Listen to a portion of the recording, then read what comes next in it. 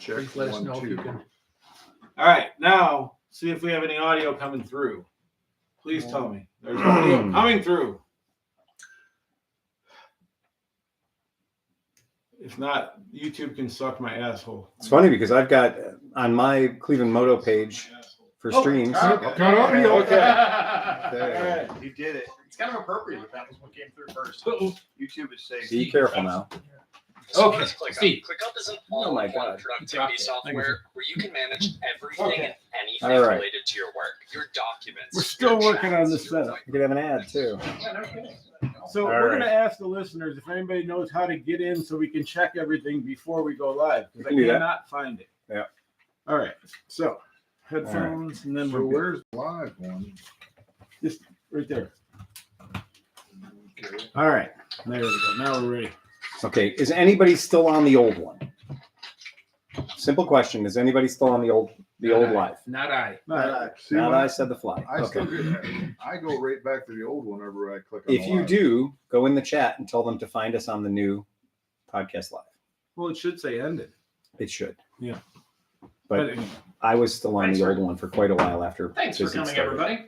That's it. Yeah. There we go. Adam says that's better. That's better. We sound great. Yep. Excellent. All Very right. good. sound better. We don't look any better. Yeah. Bonus. Face made for radio.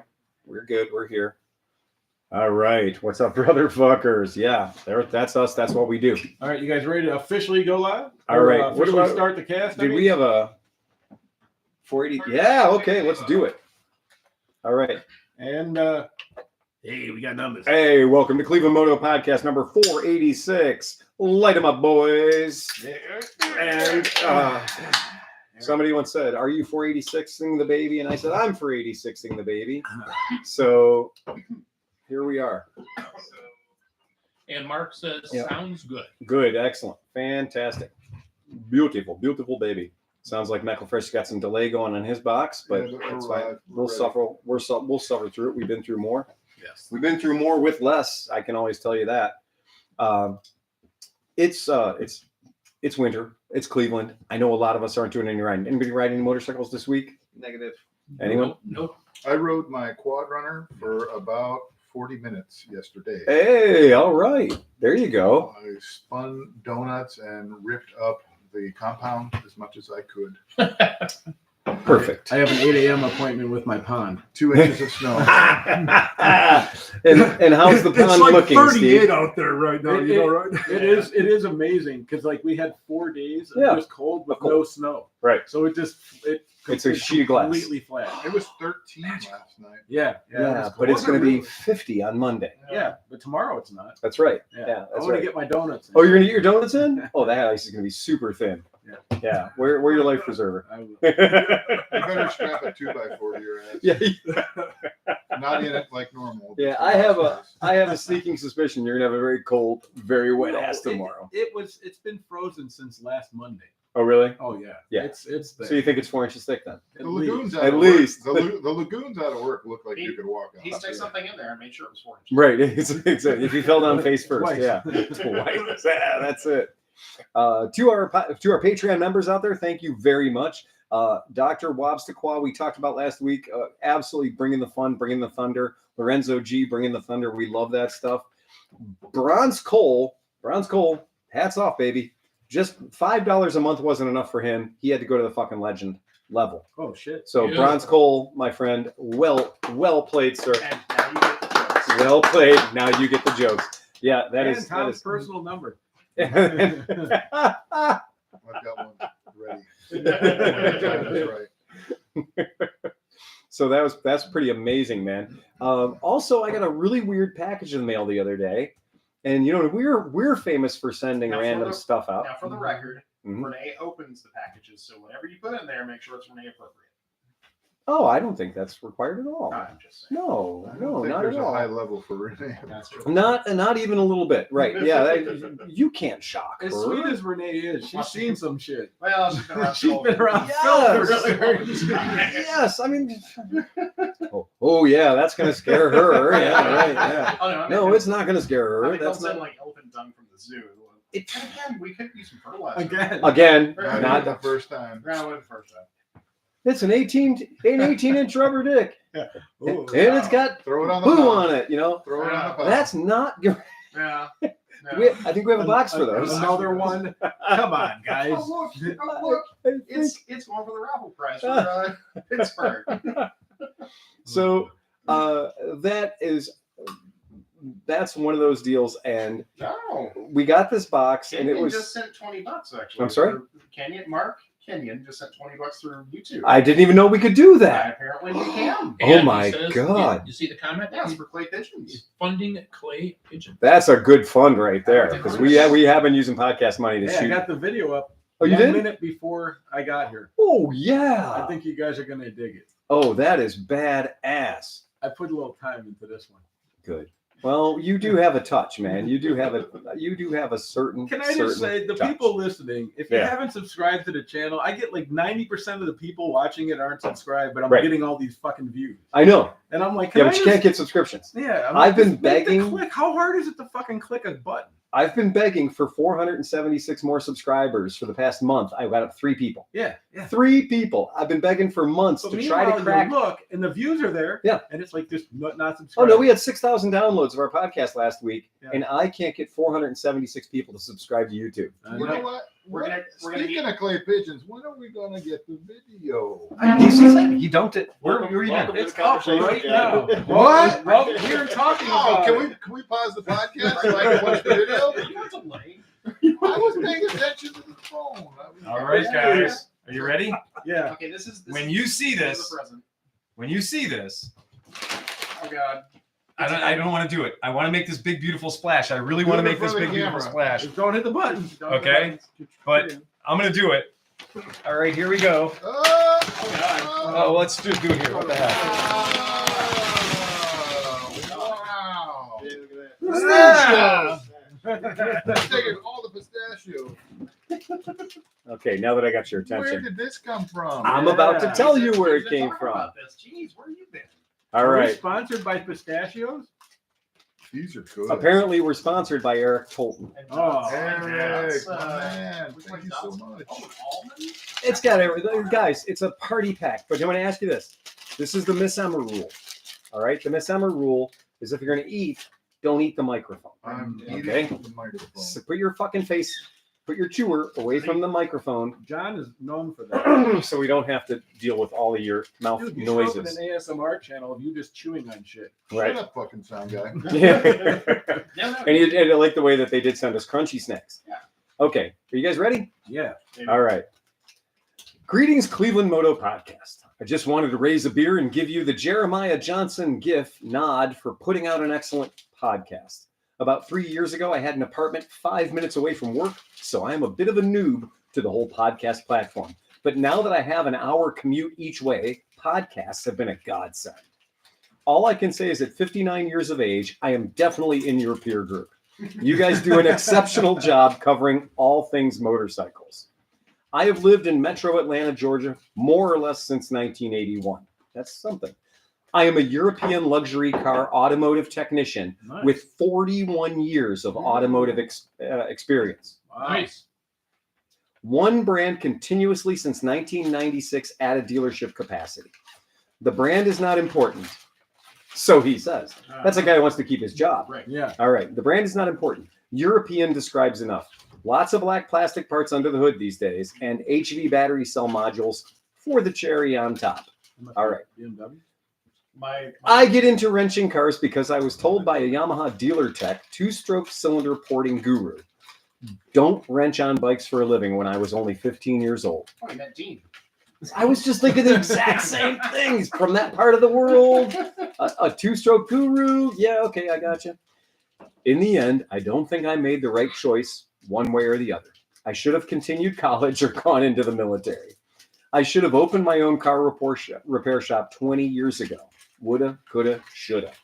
What you guys do with this podcast is you remind me when it was possible to know everyone in the motorcycle community in your area. All kinds of motorcycle riders, racers of all ages, the dealership owners and employees. I got a pretty good taste of that from childhood until the population explosion where I now reside. When I was a kid, I thought every guy that owned a motorcycle shop was a grouchy asshole. True. Get them away from work or on the track, and they were totally different people. And as a kid, you can grow up with motorcycles with an open mind. You guys do keep an open mind, and thus you are well-rounded. Many in the motorcycle community are not well-rounded, and to no surprise, they are relative newcomers more often than not. I have had 18 different bikes since 1976. I have 3 in the garage now, ready to ride. I have no antiques or projects. They were and are current time period bikes for when I owned them. What they were and are does not matter. I wish I could have kept all of them. I made the correct decisions for myself at those times, and that's all that matters.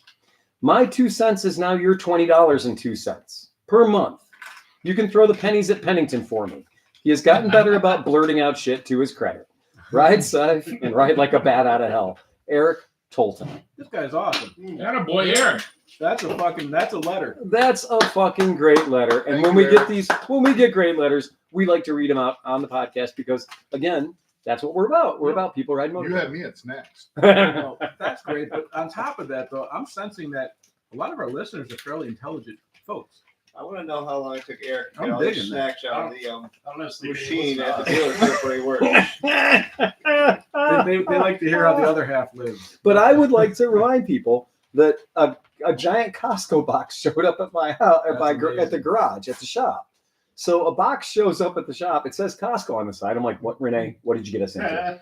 And then I saw it was snacks. And part of my wife's job description is she has to host meetings. And sometimes at these meetings, she has to provide some snacks. Oh, yeah. And the school pays her back for that, right? And of course, my wife being my wife, she likes to make it like, special, make it extra nice. So when the box showed up and it was full of fucking snacks, and this is a small King's Ransom full of snacks. Oh, the pistachios are so good. The pistachios are really good. Chili pistachios. Blue Diamond smoked almonds. Oh my God, these are They're so awesome. These they're better. They're better than we deserve. It's like there's not an entire craft services table behind. I know that was the other joke. Was like, it's pretty funny. Here was the little, how you can put a little message in when you send something. It says, "Give these to Tom to stock the podcast cellar." Smith looked like he was scrounging a little bit for a snack last week. And it's true. And it's truth because Becky and Tom weren't here. Yeah. So our craft services table We was got empty. to the bottom of that Utz party mix, and it got. Oh, I know. It's starting to get a little stale, and like 20 million hands have been in there. And I just thought it was. Someone knows where the kitchen is upstairs. Look. There's the top of the fridge is covered in. The only thing I did was feed the cat. That was it. Okay, but I think it's funny that We almost shot the cat. thought we had a home invasion going on. It's a small cat, makes a lot of noise. But it is funny that Eric picked up on Smith was looking around for a snack. That might actually be the first time anybody's ever accused Molly of being small. Right. Chris was getting a bit peckish. Peckish. But I wanted to read that out because Eric took such a nice time. Yeah, big thanks again, Eric. Thank you. Good job, man. Oh yeah, no kidding. Rocking the free world, buddy. I We love really you. enjoy those emails, man. Yeah. I do too. I get a big kick out of the good. It's always good to get feedback from people that It really is. that listen to us and go, "You guys aren't so shitty." You're right. You don't suck as bad as we thought you would. Yeah. You say that's- feedback or feedback? So You know what? Feedbags work too. You my can friend. send us a bottle of bourbon, and we'll be kind of happy about that. We might take a sip. But send us a big pile of snacks. oh yeah. you And tuned into Cleveland Moto ASMR. You're right. Like a seagull on a French fry. Don't even over think here. about sending us cheese. Oh, yeah. Or we'd be bound up. Yeah, that was it. No summer sausage. So that's super fun and that's super cool. Just really got a kick out of that he was nice enough to send us that. That's pretty rad. Oh yeah. Straw Dog says, good evening, folks. Dave King, greetings from Mesquite, Texas. Currently on my 5th Modelo Especial. We were talking about We just the talked earlier. about that. And Redonk is saying massive Costco box arrives containing Eric's nuts. Yes! These nuts are good. Eric had a side bet going that he could have his nuts in our mouth by Friday. Oh, he did it. He's now a millionaire. Yeah, Well, but that it's that was the side bet. I've already had the entire sack in my mouth. Yeah, too bad the podcast got delayed till Saturday. Right. We're just one day off. That's fine. We can live with that. I have no problem with that. That is totally cool. So we did put out some homework today. We put out just a little bit of stuff for people to focus on. And one of the first things we wanted to talk about is the Hawk 11. So the Hawk 11, which we did 2 years ago on this podcast, we said, cool looking bike, great place to put that Africa Twin motor. We really did, when we saw it was going to be like a CB11, we all thought they were going to use that CB1100 4-cylinder motor, and they didn't. They didn't use that motor. They used the Africa Twin motor, and that's pretty fucking cool. I gotta say, as a guy that likes Hondas in general, and I think they're pretty fun and pretty cool, it did hurt me when this bike was not an inline 4-cylinder, because in the spirit of your 900, your KZ, my brain wanted this bike to be a cafe racer, and that means 4 across the rails, and it wasn't, and it's not. And the interesting thing is, they told us about this bike about 3 years ago, and then, not to be liars, the fine folks at Honda did in fact launch this bike. They just didn't launch it here, and it's not surprising they didn't launch it here, because our numbers don't instill faith in a lot of people, especially when it's a bike that isn't a Harley Davidson or a Harley Davidson clone or anything like that. So it is the kind of thing that I'm happy that it's out and it is coming to America, or at least we have that on good authority. It's hard for us to say what's going to be happening in the future in this economy, but they snuck the DAX in like under the radar. So well, I think we here at this group, we've been talking about the DAX for a long time, but they and kind of just went, it did end up in other markets. And this bike ended up in the Thai market. It ended up in the Japanese market. It ended up in the Indian market before it ended up here. But this is not the one with the 156 horsepower, is it? Honestly, Sleepy, I can't tell. You're going to have to do your own research It's on Africa this. Twin. This is exactly whatever horsepower your Africa Twin makes. It's like 100. Okay, so then it's not, because they're saying they're going to drop a super bike at some point. With Whatever your Africa Twin does, that's this does. Because it's your Africa Twin with different bodywork. Sure. Different ergos. I guarantee it'll be a different fun ass stuff. bike to ride. Well, here's the interesting thing, is when this thing first came out, it came out with a, you ain't never going to pull that shit off, sub $10,000 price tag when you converted the yen to the US dollar. And pretty much everybody on the planet all had one thing in common. They all said, there ain't no way you're ever going to make that shit happen in US dollars. But here's something to make you feel pretty good. This bike's stablemate, as you know, is the Rebel 1100. And the price that this bike is being sold in Japan is $9,930 odd. The price that the Rebel is being sold in Japan is about $9,200, which is exactly the price that it's being sold for retail here in the United States. So unless they're planning on really screwing us on this particular bike, the price should carry through, because the yen to dollars conversion, Japanese market Rebel 1100 to US market Rebel 1100, it washes. It's only about 1% off. So this is not vaporware. This is a motorcycle you can buy in 11 different countries. I'll tell you what, I bet you it's pretty fun, because I think the Africa Twin with the 21-inch wheel hampers you with like really hammering through the turns. But I think it actually pulls through the turns better than the BMW I have. Like, that motor is torquey. It's torquey fun motor for that kind of stuff. Yeah, torquey motor. Yeah. So I do think that, one, what do we know? Well, we know the motor family is EPA compliant. We know the motor family is NHTSA compliant. We know the chassis and the brakes and the suspension are already NHTSA compliant.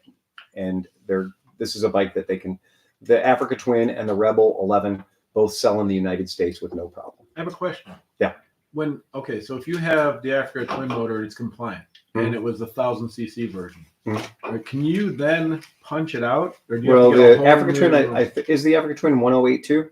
Well, mine's 1000. The new one's 1100. So Right. that's what I'm saying. Did they have to redo the whole NHTSA thing to go that extra 100 Probably not. cc's? So do you think that they can? Well, no, I don't need to give you a probably. They don't. Really? So if you make a minor alteration in the motor family, change something minor about the bore of the stroke, That's okay. That's going to be wow. considered within a certain percentages. You don't have to go through full NHTSA qualification all over again. That's cool. Right. Because the motor family is still the motor family. Well, yeah. So if you have a 250cc and that you bump that bike to 300, then you're fine.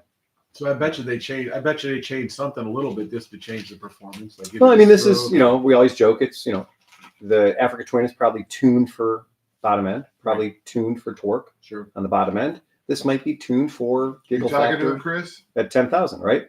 Straw Dog picked up a Janus. Oh, really? A Janus. A Yeah. Janus. He said, I guess I guess that at 65 years old, I've come back to small CC bike. First in 40 years, I picked up a Janus 250 Halcyon. Right. Cool. So I asked him, new or used, because there's quite a few of them. There's quite a few out there, yeah. And then he says, new. Right on. Yeah. Very cool. Well, Very and cool. he's got a direct line right now with the Genus specialist. That's right. That's exactly it. You He are. literally has, this Right. is the directest Right. line as you can get. I promise you, we have cut our teeth with some Janus bikes, man. We feel very confident diving into those machines. This podcast is full of Jani. It is Jana. Yeah, that is true. I like I said, I'm a convert. I like them. Yeah. I think it's a cool little bike. Yeah, I'm definitely in that. Don't apologize. That's a cool bike, man. I dig it. Yep, that is a cool I think it's bike. more of a. I don't think it's an apology. I think it's more of a a kudos. And now Great. just one for our It's a- folks. You explained it Backhanded perfectly. compliment. You explained it perfectly. It's the perfect little bike when you want to start a conversation in a group of people. Of old Like I man. said- like I said, Of old like I said, men. I drove it less than 5 miles, and I got stopped 3 times. But people were like, "What is that? It's the coolest thing Yeah. ever." Oh yeah. I now, for my 2 cents, if anybody in Honda is listening, Yeah. red. Oh yeah. Oh yeah. You It guys, has to be the quit with the horse shit. No, Quit dicking no. around. No. I don't care about dark blue. I don't care about charcoal And gray. gaudy ass Honda- red, white, and blue. Because they Honda always red, do white that is well too. absolutely. I can Honda go red, red, white, blue. I can also go white, just bright white. That's true too. Yeah. Right? I get it. Not for I Honda. like white. Honda. How about? Excuse me. I can't. Wait a second. I can't remember the color. Well, it's the blue CB750 color, but I want to. What's the right coat? It's the candy sapphire blue. The candy sapphire blue. with a gold stripe. Oh, no. It should be that weird CB350 piss green. Okay. That's cyber piss green.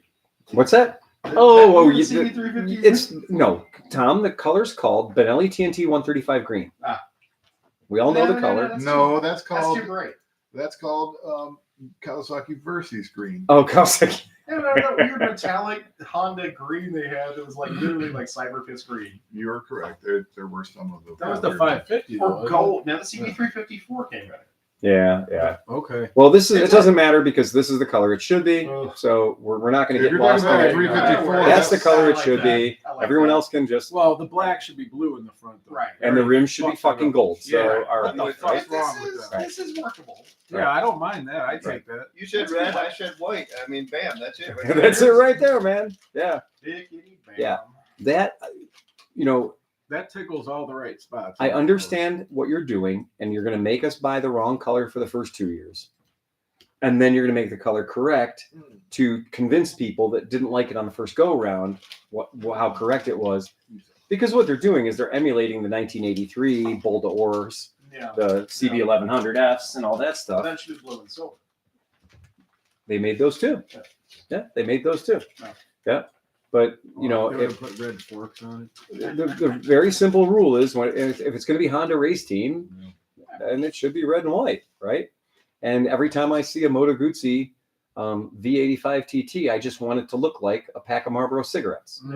or I want it to be a John Play, a Lucky Strike. Special. Sorry, Lucky Lucky Strike Strike. bike. Right. That's just because that's I thought what that was the Kajiva elephant though. it was. Yeah. Can you buy a Kajiva Elephant? No. Then you're out of the conversation. I can buy a Moto Guzzi 850 TT. So if I can buy a Moto Guzzi Well, I think they are 850 gonna TT, and I've already had one of my customers do the Lucky Strike Yeah. livery, and it looks fantastic. And if you tell stupid people it's a Kajiva Elephant, they're probably going to believe you. Yeah, that's fine. There's nothing wrong with that. Yeah, but yeah, I think a Guzzi 850 TT with a Lucky Strike thing on the side, gorgeous, just absolutely gorgeous. That's Yeah. every time I see a racing 60s Vespa too. So Yeah, a Racing 60s Vespa. I don't see the red and white They have that, as being like they have that Lola gold or anything stripe, else. Yeah, I see that that's as being Lucky Strike. that's a Yeah. pack of cigarettes. That just needs a pack of cigarettes right on it. And shame on Vespa for missing that. Oh, I knew. Yeah. They could have just called it the Lucky Stripe. Lucky Strike. As an interruption here, Redneck says, as to compete with a Hawk, some manufacturer will need to announce a bike named after an animal that kills hawks. They did. So we got an eagle or an owl coming. An eagle or an An owl. egret. Well, that's the math Hayabusa. here. Yeah. So the Hayabusa, Suzuki said, Honda has their Super Hawk. Yeah. We're going to build a motorcycle that's going to kill the Super Or Hawk. was it the Blackbird? The Super Blackbird. You're Blackbird. right. Yeah. Thank you. You're right. Honda had their Super Blackbird, right? And so Suzuki went, well, what bird kills the Super Blackbird? Well, the Hayabusa does. And so the Hayabusa is the bird that killed We're gonna get down to like Ricky Tikki Tavi. That's gonna be like one of the bikes. Yeah. Like, isn't the that- mongoose. Yeah, the And mongoose, then 'cause right, he kills right. the fucking snakes. and Again, stuff, right? I must say, as a guy that's been a ferret guy my life, the first time I saw a mongoose, I was like, well, that's too small to be a mongoose. I didn't realize how tiny they were. Oh wow, all right. I had no idea. I thought they were more substantial. I thought they were bigger. My mongoose experience was a cartoon Oh. on TV. So I just remember that. They're just smaller than I thought they were going to be. That's all there is to it. When I'm traveling in the islands and they're like, oh, yeah, that thing that ran right in front of us.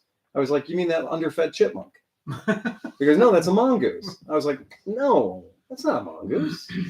I had a bicycle as a mongoose. Right. They weren't emulating that little fucker. Yeah, they were. That was it. Wow. That's all it was. So Straw Dog says that his Janus just ticked over 7,777 miles. Dang dang. And I Good asked job. him, I said, what's your build number? Because I'm 376. That's how you know you're deep in the family. Yeah, he's 769. He's 3 years old on that. Oh, Very, okay. very, very nice. He's running it. I'm How many miles you got on yours there, Smith? I've got 7,200, Yeah. 7,300. Well something done. like that. Nice job, man. Yeah. You are going to pass up the miles I have on my Harley. And my Oh. Harley's a 2013. Okay. And you're going to blow right past me on that bike. Because I don't ride. I was realizing when I put that bike up for winter this year, I was like, wow, man, I rode that bike 1,300 miles this year. Not even. Not even. It is. I'm definitely riding the scooters a lot more these days. And I'm also riding the bikes that I like to call transient bikes. Bikes that are mine for now. Yeah. Bikes that are mine for now. They might not be mine forever, but they're mine for now. So the second item that I wanted to call attention to is just a weird fucking motorcycle. Mhm. And what in my opinion makes it weird is, and I'm not trying to give this company any publicity. They don't need any. They're doing quite well without me. Oh yeah. But what is giving me and what is curious to me and interesting to me is that this is an interesting looking motorcycle. There's a lot of interesting things about this motorcycle. There are a lot. Yeah, you're not kidding. There's a lot of interesting parts of this motorcycle. And this is the ClevelandMoto Voom.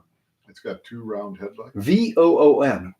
But it would be one thing if those round headlights were just headlights. But they're not just headlights. Tell me. Those round things are where it shorts the schneef. Oh, Those round things air intakes. are the air intakes. I'm positively tickled about the fact that those round things are actually air induction. Mhm. And so that's where the other half of your power package goes. And then the lights are the rings around them.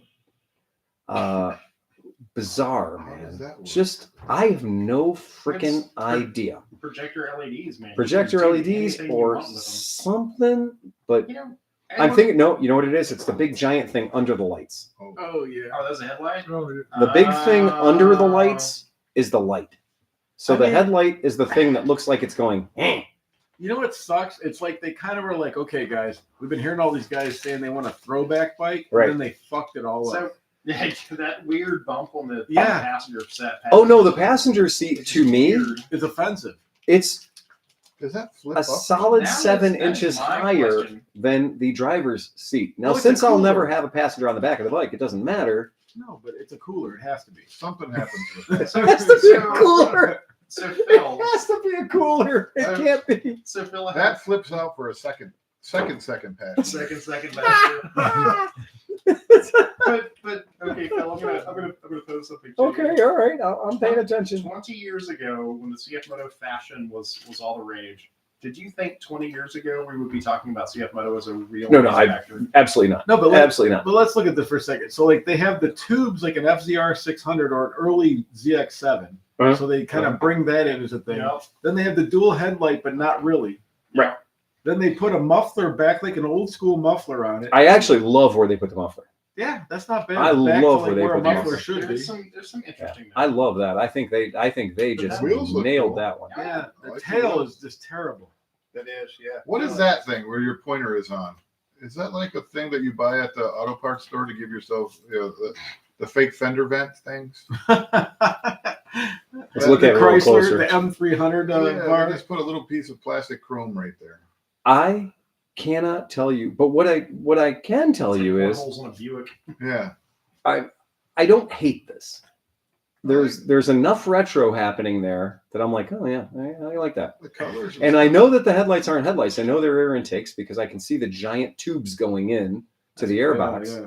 And I know they're ram air or some sort of assisting you trying to be. potentially functional. This Potentially totally functional. looks like Mhm. if the anime, like in 1996, Mhm. if you were buying a new ZX7 and you were buying an anime comic book, this Yeah. would be like the anime version of the ZX7. I think this, that it might. does look like a transformer because Yeah. those rings in the front and there's like a mouth underneath of it. It looks like a screamy face. Yeah, And I think you totally like does. unfold into like a skeleton or something. Now, here's my thing: is that in a completely not Chinese thing to do. Yeah. And I mean, this is okay. If I told you this was a 500cc Chinese motorcycle, you would immediately tell me that it either has 1 or 2 cylinders. Sure. Nobody would expect that it has 4 cylinders. Well, I saw the I pipe. see, I see Right? at least 3 pipes under there. Yeah. And that it's running a 63 mil bore and a 40 mil stroke. That is over square like a motherfucker. Okay. Wait, how many cc's is that? 500. And it's 78 horsepower. John's like, Okay. And it's 430 pounds. So I did not see a 16 valve 4-cylinder with a 16,000 RPM redline coming out of China. I just didn't see that coming. I didn't. I thought they were kind of sticking into the 1-cylinder, 2-cylinder, 1-cylinder, 2-cylinder. I just wasn't thinking a high RPM, spinny, 16 valves. And yeah, And I mean, who would they? Okay, so if CF Moto is just stealing other people, like who did they build that motor? Nobody else has that. That's not something they stole from somebody that they were building for KTM or something. Like correct. they built that them all themselves. And this bike's competitor is the Kawasaki Ninja 400 4-cylinder. But the Kawasaki Ninja 400 4-cylinder is 10K on your best day. And this is slightly more powerful than that. Not much, slightly. All right. And this does weigh 12 pounds more than the track ready Ninja 400 4-cylinder. But that ain't much. That ain't much. Well, this is going to weigh 130 pounds less if you're taking it to the track because you get rid of the cooler. Oh, I wasn't even thinking about taking this to the track, man. There was no part of me that was thinking about taking this to the track. This is just a good-looking motorcycle. It is not nearly as boring looking to me as the 400 Ninja. The 400 Ninja to me looks, it looks like exactly what it is. And you know what? Here's something that I'll give it credit to until I see it. We're looking at that tail, thinking it looks horrible the way it is right there. But with the person on it, it might maybe not look that bad. Right. You know what I mean? Sometimes like it's designed to have an ass in there. But look at the Ninja there. I mean, it's got the same, Well, the Ninja's same level tail of step up. is much higher and at a steeper, more ridiculous angle. Yeah. So if you put a passenger on that Ninja tail, well, now you're not sitting on a block of foam, you're sitting on a wedge of foam, and it's a wedge that's going exactly the wrong way. Maybe they want, the thing is, you want the passenger. Okay, so if you put your chick on the back, she has to be able to see over top of your helmet, so she has a good view. Who said that? I did. Okay, all right. Well, plus you don't want her hitting the back of your helmet. That's the only. That's the punishment. Mark Kenyon said that the looks like Anakin Skywalker goggles from It does. pod racing. It does. Yes, it does. Yeah, and those, but circles and circles, man. If you want my attention, you just got it. Peggy always headbutts me with her helmet and then yells at me for braking. You know what, Peggy? Next time we'll try not braking and see what happens. I have to brake them. I have to stop. What you can do is keep yourself from going kapat. Right. And I don't even yell at you. Right. You're yelling at me for headbutting me. I think that the kebab is why Merritt kind of has said, you know what, I'm just not going to be on the back anymore. She's kind of, it's not my decision to not have Merritt on the back of the bike. It's kind of her decision. Sort of just the way she goes. Here's a better picture of the side for anybody who was interested. Brian Lewis says CF Moto also has a triple coming out as well. I think it's a 675-ish. That's true, and that's definitely something that's going to land. Let me make sure the guys get this picture at home so they can see it. There is a 675 triple coming out with Are the they CF trying to Moto go tech. after Triumph with that? Oh yeah, absolutely. Was there a price teased on this one? There wasn't. I didn't see it, but I'm sure if I dug deep enough, I'm sure I could find it. Let me see if they give a tease. I'm just going to pop up in the article a little bit. The byline is, if CF Moto can price this right, U.S. riders will be all over it. That's kind of their deal. That's what they're saying is, pricing to be found later. The 675 sport bike is purely just for Sleepy. In this room, not too many people in this room are going to go bonkers for the 675 sport bike, but it does apparently has quite a bit of aero on it. I want to see it. Yeah, so Sleepy likes aero. Yeah. Let's pull this up here for Sleepy to take a look at. It is very much a sport bike. Oh, that's pretty wow. I told you. I mean, that's a track bike right there, dude. How much is this thing? I think it is definitely a track bike. And that has the definition of $195 a month. It is. that has the definition of the Marquis de Sade passenger seat as well. Ain't nobody gonna give that bike a second. Marquis de Sade me. Yeah, nobody's gonna jump on that bike a second time. No, I'm gonna go ahead and throw it up so the guys at home can see it. And that is the 675 SR. I don't even see passenger pegs, so that's not. That's the point. Yeah, I definitely didn't see any passenger pegs. That's for sure. And I was going to comment about that. CB or the Hawk 11 is the back seat of the Hawk 11 looks pretty tiny, but it does in fact have passenger pegs. So again, I wish there was just a little bit more to the back of that motorcycle. This one, I don't see passenger pegs. Maybe somebody else does, but I certainly don't. Not on this. That thing looks nice. It looks like it has like disc vent, like suckers in the front. It definitely has some passive aero going down into the braking assemblies, and there's definitely giant fucking wings right above the front tire. Huge freaking wings. I fucking love wings. I do. I love Wings with honey mustard sauce. I love wings, man. He likes cauliflower. I'm going to AutoZone. I'm sticking them. Have you fuckers tried on bone-aged wings? Yeah. We tried bone-aged wings. That's a. Hey, Jefferson's, I sent you guys the link. I don't even drink anymore, and I follow this stuff. It's becoming more and more popular. $100 a bottle for Jefferson's boat-aged. Thank you very much. There is a video. If you go to Ride Apart, or if you go to CF Moto's website, you can see that the video of them running a couple of laps on the 675. We're not gonna show it on the main screen because we've been gigged for that before, so we're just not gonna do that. But it is definitely a sport bike. It absolutely is a track bike, but it's street legal. It's got all the street legal stuff on it. So yay, that's the thing. CF Moto's just kind of, they're getting people's attention, man. They're not screwing around. They're doing something.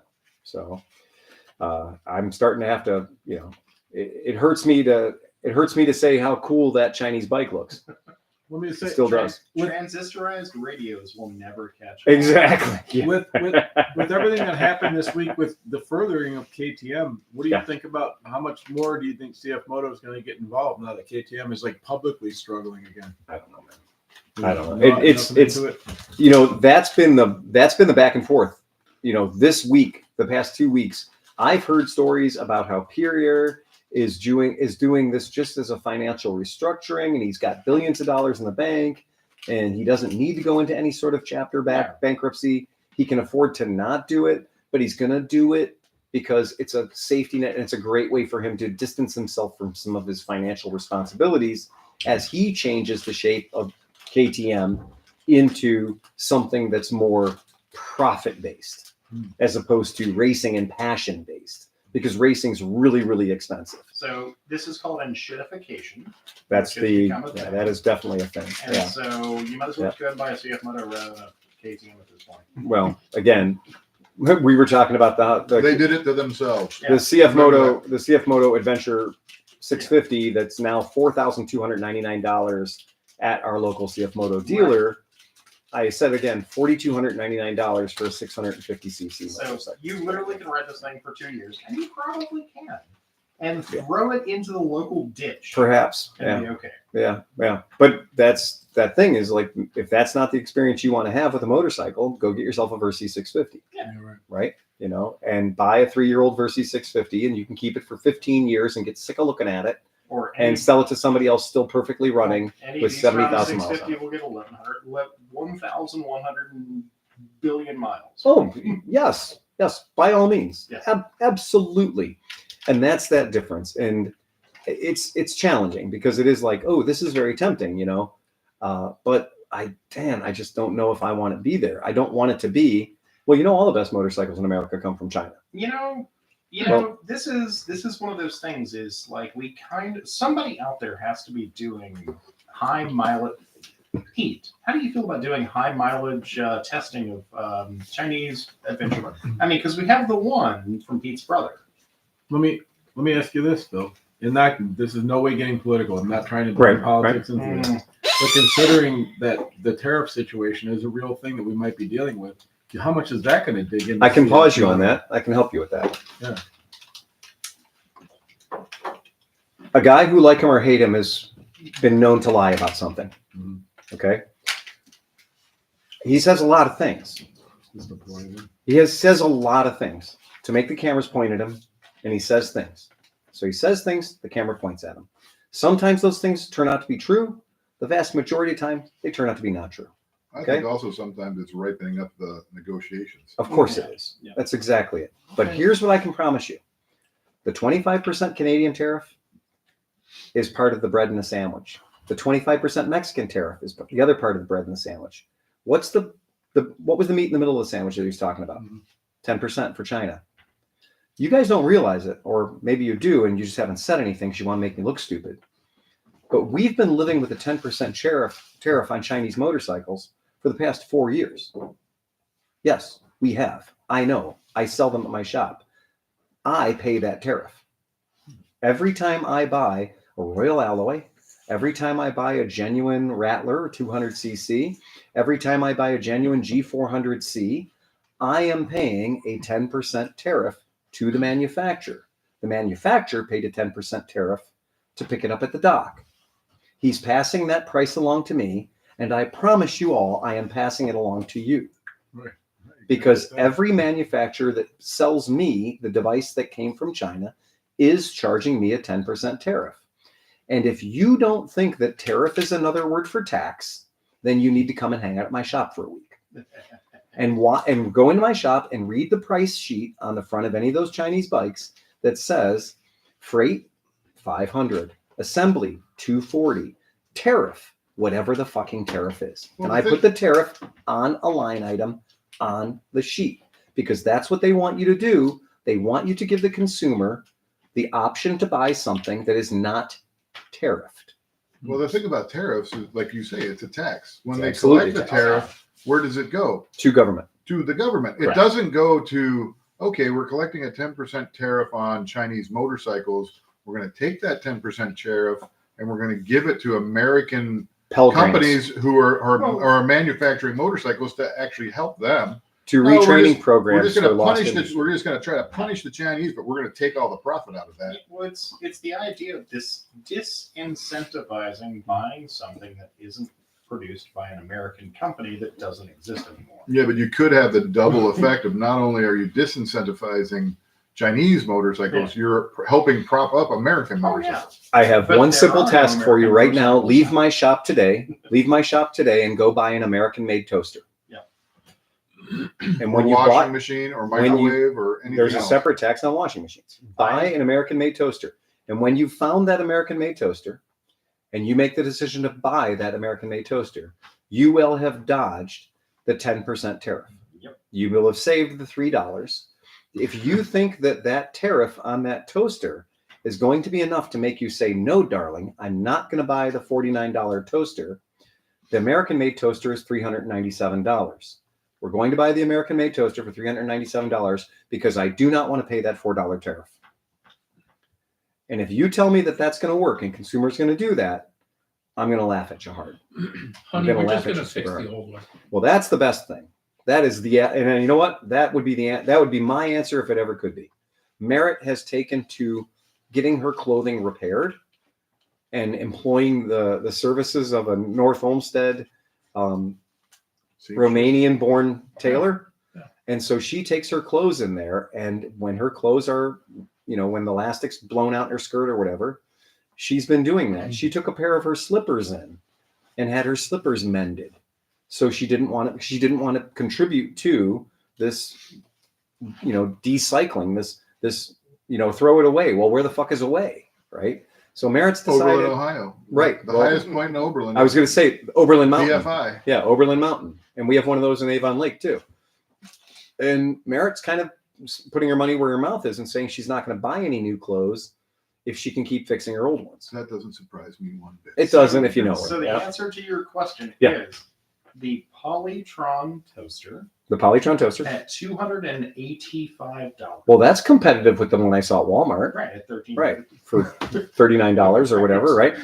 Yeah. So that's the but point is it is, actually even manufactured? I mean, I'm still even Right. skeptical even at that. Well, I mean, the next best one was like $1,250, but that's like an industrial grade.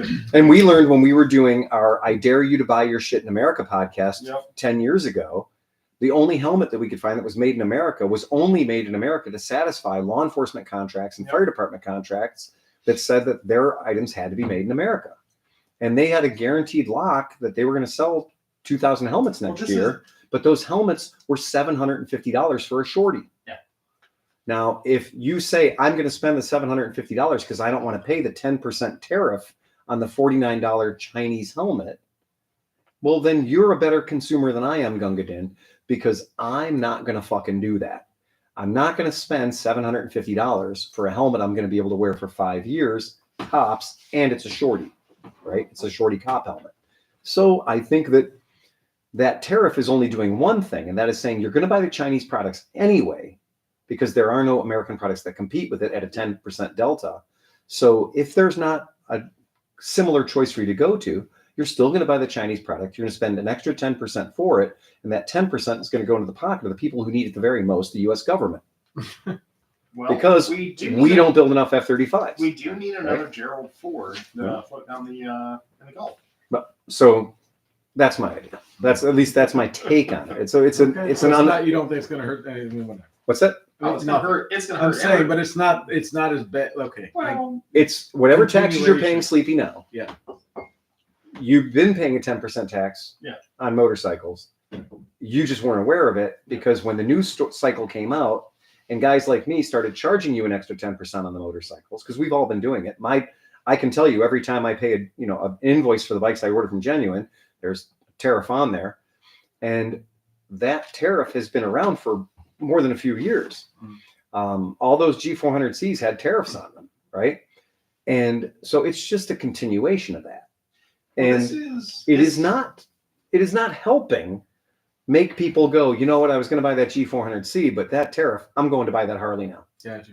And that is not what has happened. I can tell you there's been not one single customer in my shop that said, I'd really like to buy that G400C, but because of that fucking tariff, Right. I'm going to go buy the Oh, Harley. yeah. I'm You need thinking about the an equal product. Indian Harley. But that's the thing. Like if you had an equal product for Right. equal prices, Then it without would be the different. tariff, Then Yeah. Right. That's kind of the. That's exactly right. But You're- that's not what's happening. Does So the average Joe customer, though, when he comes into your shop to look at the genuine motorcycle, Mhm. does he even question whether there's a tariff on it or not? He just sees how much it costs. Yeah. Says, I'm willing to pay it or I'm not willing to pay that. But he's not breaking it down the way Oh, so because I am the guy that I am, I put it on the ticket. So I put it on the talking sheet. If you come into my shop and look at the handlebars of my bikes, on certain bikes in my showroom, you're going to see the word tariff, and it's in black print.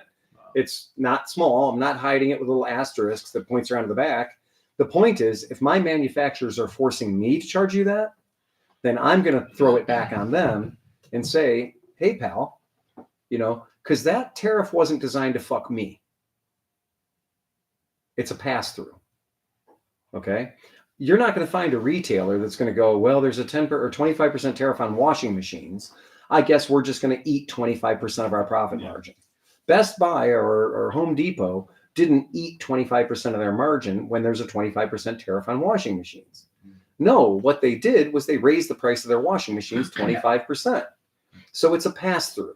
Well, It's going ultimately to the consumer. It'll be interesting also to see if sales slow down because of the 25% tariff, and or if, hey, come on in, we got 25% off. Yeah. So, there's a lot of ways that they can play with it. The other flip of this coin, no American manufacturer that exists right now that is going to build a two-wheel vehicle is going to build a scooter to compete with a Chinese scooter. So this is where we're coming at too. Nobody's going to build a scooter in America because you can't. There is no method to build. There's no manufacturing ability, nothing to build a competitive scooter with something you can get out of China for less than the 10% increase in taxes you're going to pay on this bike. I was raised to never say can't. Redonk asks, what's the Harley import tax to India again? Right. What is it? I have no idea. Yeah. Oh, wasn't that you were saying is 100% or something? It's usually very high. It's between 50 and 100%. But And this is also why that's why they're Harley building has- the bikes in India. But here's my thing is, okay, so what about automation? Right. So what if these motorcycles are, by and large, I mean, okay, so China has supposedly cheap labor, but they do have cheap labor. But, I mean, at a certain point, isn't automation just going to wipe all that out? And it's going to be like, well, I mean, it's going to be basically 3D printed here, or it can be 3D printed there. So what difference does it make? Why not have it 3D printed here, and then you don't have to ship it on a boat? Because we're not quite a 3D printing whole. Yeah, but motorcycles yet. we're pretty close. I mean, with robots and stuff like that, you wouldn't have to have a super labor-intensive production line, even right now. So what you're saying is we're not going to create any more American jobs by taxing people 10% on everything because we're just going to go about Absolutely not. The jobs across the world are going to humans are becoming redundant by the second. Yep. So stop AI having babies. AI in 10 years is going to wipe out billions and billions of jobs. Absolutely. Human resources, you're on the list. So you guys remember a little motorcycle company called Can-Am? Yeah. No, I've never heard of them. Bombardier, Oh, Can-Am, those guys, yeah. Polaris. They build airplanes. Right? They build jet skis and they build Sea-Doos, Jet right? skis, yeah. And so they just rolled out their first motorcycle in 40 years, Yeah. and it's electric. Yeah. And they're doing two different versions of it. But you didn't say boogie woogie woogie. I was implied. The boogie oogie was implied. And the thing about this is, I will point my I'll point my plucky browser at the fine folks of the factory that are all standing there raising their hands in celebration of their launch of their first Can-Am motorcycle to roll off the assembly lines since 1984 or something. They'll all be unemployed in a couple of years. Yep. Well, there's a wrinkle there because they're Mexicans. This bike is 100% built in Mexico. Yep. It's a Mexican machine. Yep. It is a Mexican machine. That's what it does. Now, here's the problem. If 25% tariff happens from Mexico, the problem was this particular motorcycle would have been $16,000. I'm sorry, $14,000, and would have been very, very competitive with other electric motorcycles that are out there. Mm-hmm. The problem is you add a 25% tariff to this beast, and it's now $20,000, and it has ceased being financially competitive with other bikes that are in its category. So this bike then suffers a huge lack of competitiveness with a lot of its other products, the most of which, and I have to tell you, are Chinese. So you have a bike that at its $14,000 price point for its performance level and its range was pretty much normal, and that's standard what you'd expect to get for your 14K. The problem is you make this bike 20K And now it costs twice as much as its Chinese competitor. And now we have a problem because this company, BRP, Polaris, Bombardier, Can-Am, that is a company that is an American, albeit Mexican or Canadian, depending on which of their facilities you're standing in, is now going to get beaten, at least in this market, by that tariff. They may thrive in other markets, but in this market, the consumer is going to say, fuck you, I'm going to save 10 grand and go buy the Chinese one that has exactly the same specs. So I might be stupid on this, but Go ahead. if you're a company that has a division in Mexico Right. and a division here, Nope, not here, Canada. no, but I'm not in the same, whatever. But Oh, anyway, okay. But like, so would you be charged a tariff to move your own shit from one place to the other? Oh, damn. Oh, Oh. damn. Oh, what's that about John Deere again? Getting Yeah. 100% tariff That's when they John move Deere. all their shit to Mexico? Yeah. Yeah. Yes. This is that conversation. Yeah, I think you're right. I think you're absolutely right. So, So that's what it is, right? Yep. Like, Mhm. yeah, you can't do that, right? Yeah. Yeah. That's Yeah. what I thought. Yeah, I think that's very viable. I used to work for a company that dealt with John Deere and Case and New Holland and Mhm. all that stuff, and they were all about globalism. They were like, oh yeah. because we were doing injection molding, and they would be like, well, our price model, this is what we came up with. And you look at it and it's like, well, you're going to have a machine shop in Brazil. Right. First, the molds are going to get molded in Paraguay. They're going to get sent to Brazil for machine work. They're going to go and so yeah, you've built the cheapest possible way to build this, but it has to get shipped from 6 different countries back to Yep. here.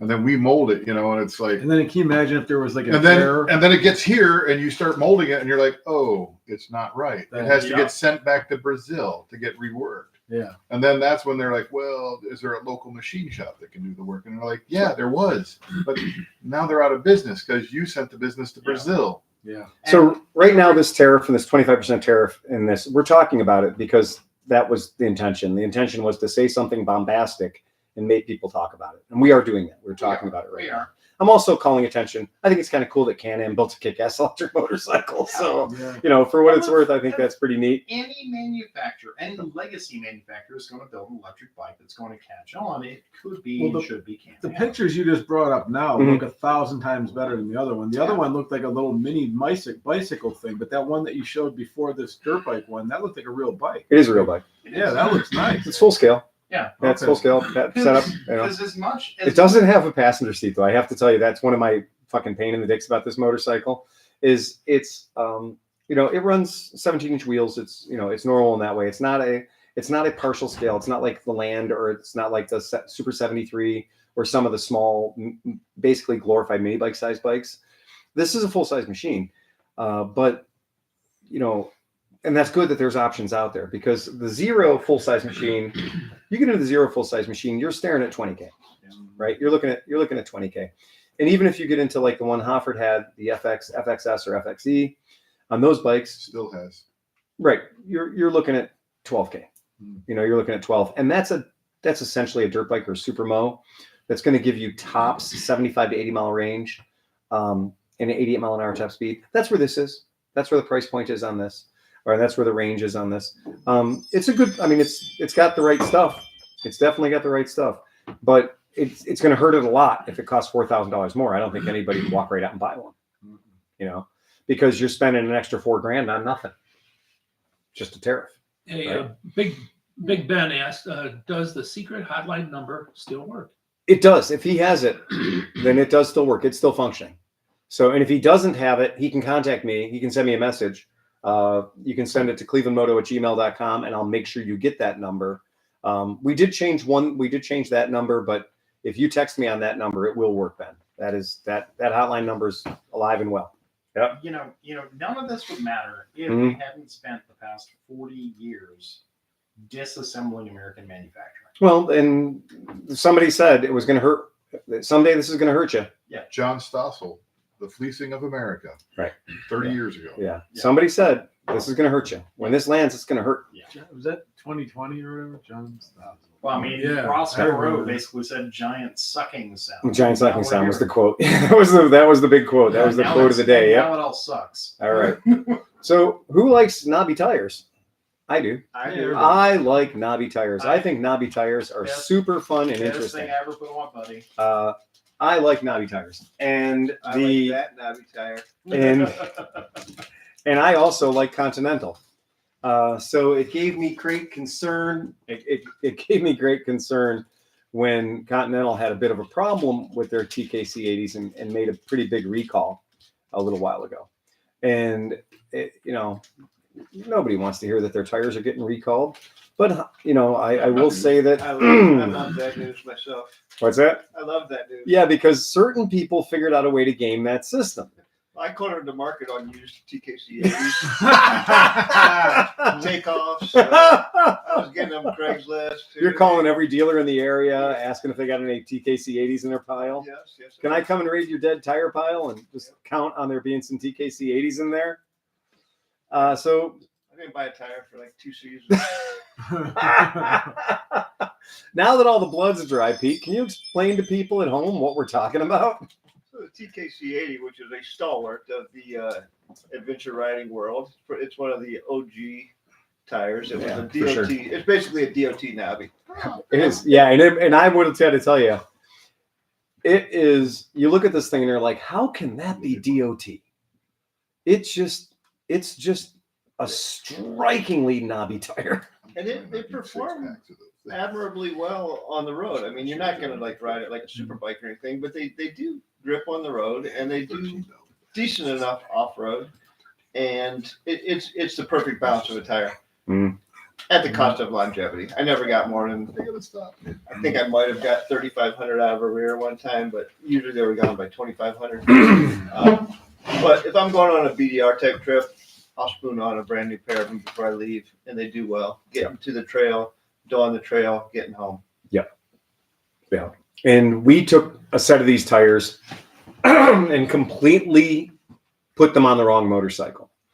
We took a set of these tires and put them on a Zero SRF with over 168 pounds-feet of torque, a full-on sport bike, and put these tires on it, and the Zero didn't break them loose, which to me was shocking because the Bosch traction control system that's on the Zero electric motorcycles is so good that when it detects anything at all, it modifies the power output.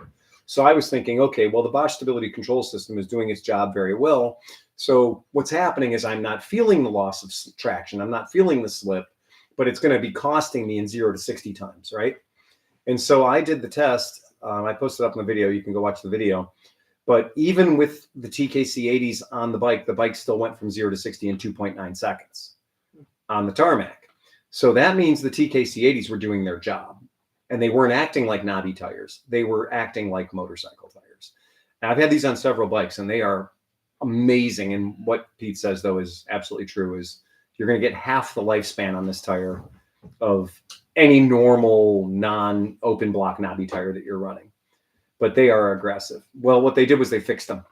So after a very long and I'm sure painful, thanks to Pete, rebate campaign, a recall campaign. No, he was helping them. He was collecting up all those old tires and getting them turned in real I quick. was doing my You're part. doing them a favor. Getting those dangerous tires out of circulation. You're basically a patron saint of tires.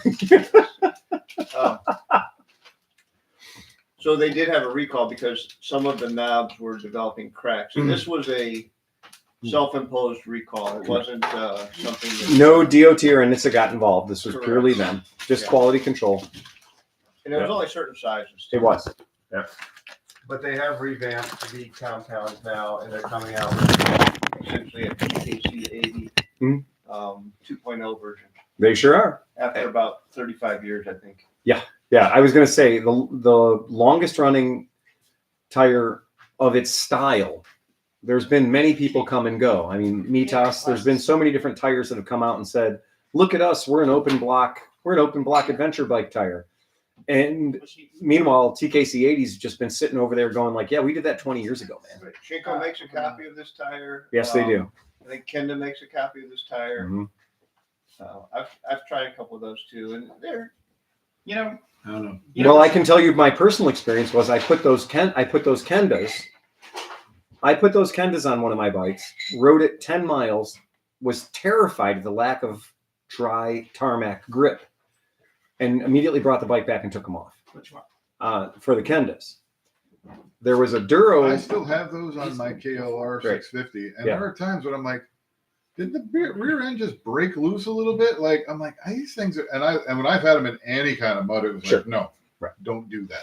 Yeah. I had, instead of the TK80s, I always had the Traxinator GTSs.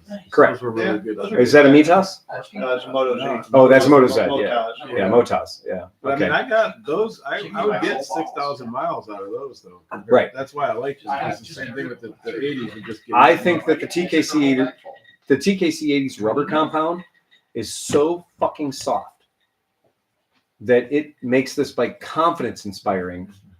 I borrowed a buddy's Triumph Thruxton and in San Francisco, and this guy had TKC 80s on it that Right. only had about an 1/8 of an inch of tread block left on them. And he had worn them perfectly the whole way. There was no chicken strip on these tires.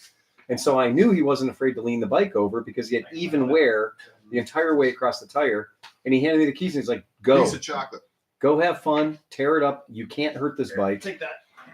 But immediately what I did was, you Tried to hurt that. no, you're trying to kill me, dude. You're giving me a street bike. You're giving me a Triumph Thruxton, which is not a lightweight bike. And you're giving me a Triumph Thruxton that has knobbies on it in the streets of San Francisco where it's never stopped raining.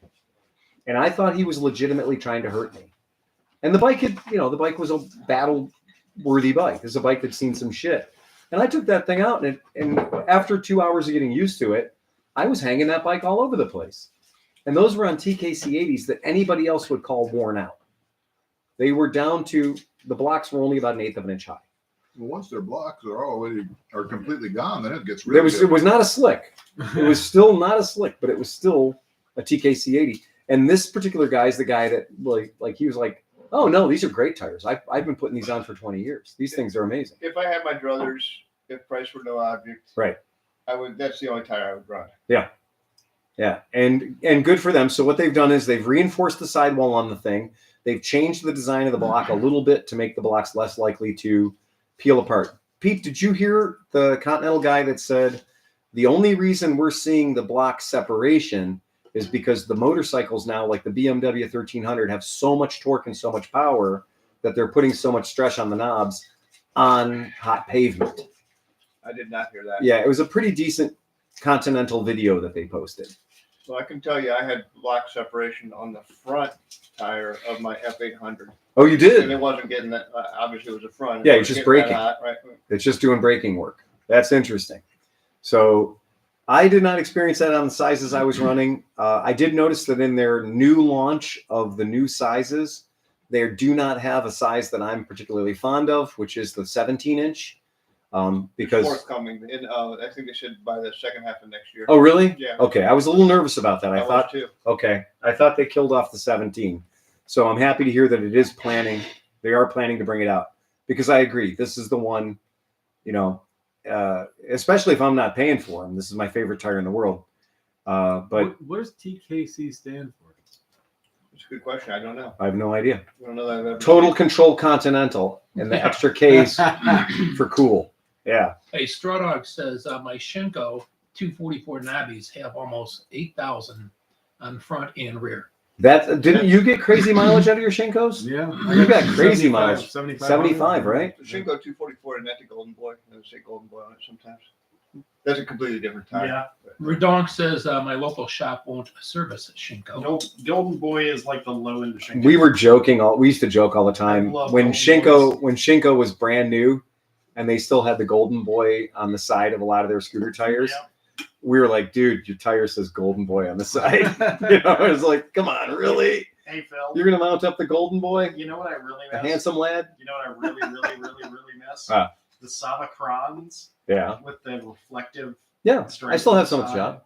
I still have some at the shop. I Oh, loved those. God, it was a They good had tire. a half-inch white wall. Half-inch F-inch. white wall, but it was Scotch 3M reflective material. Actually, Yeah. Shinko makes that, and it's their copy of the TKC 80. I think it's the Shinko 804, maybe. Does it? Do they really?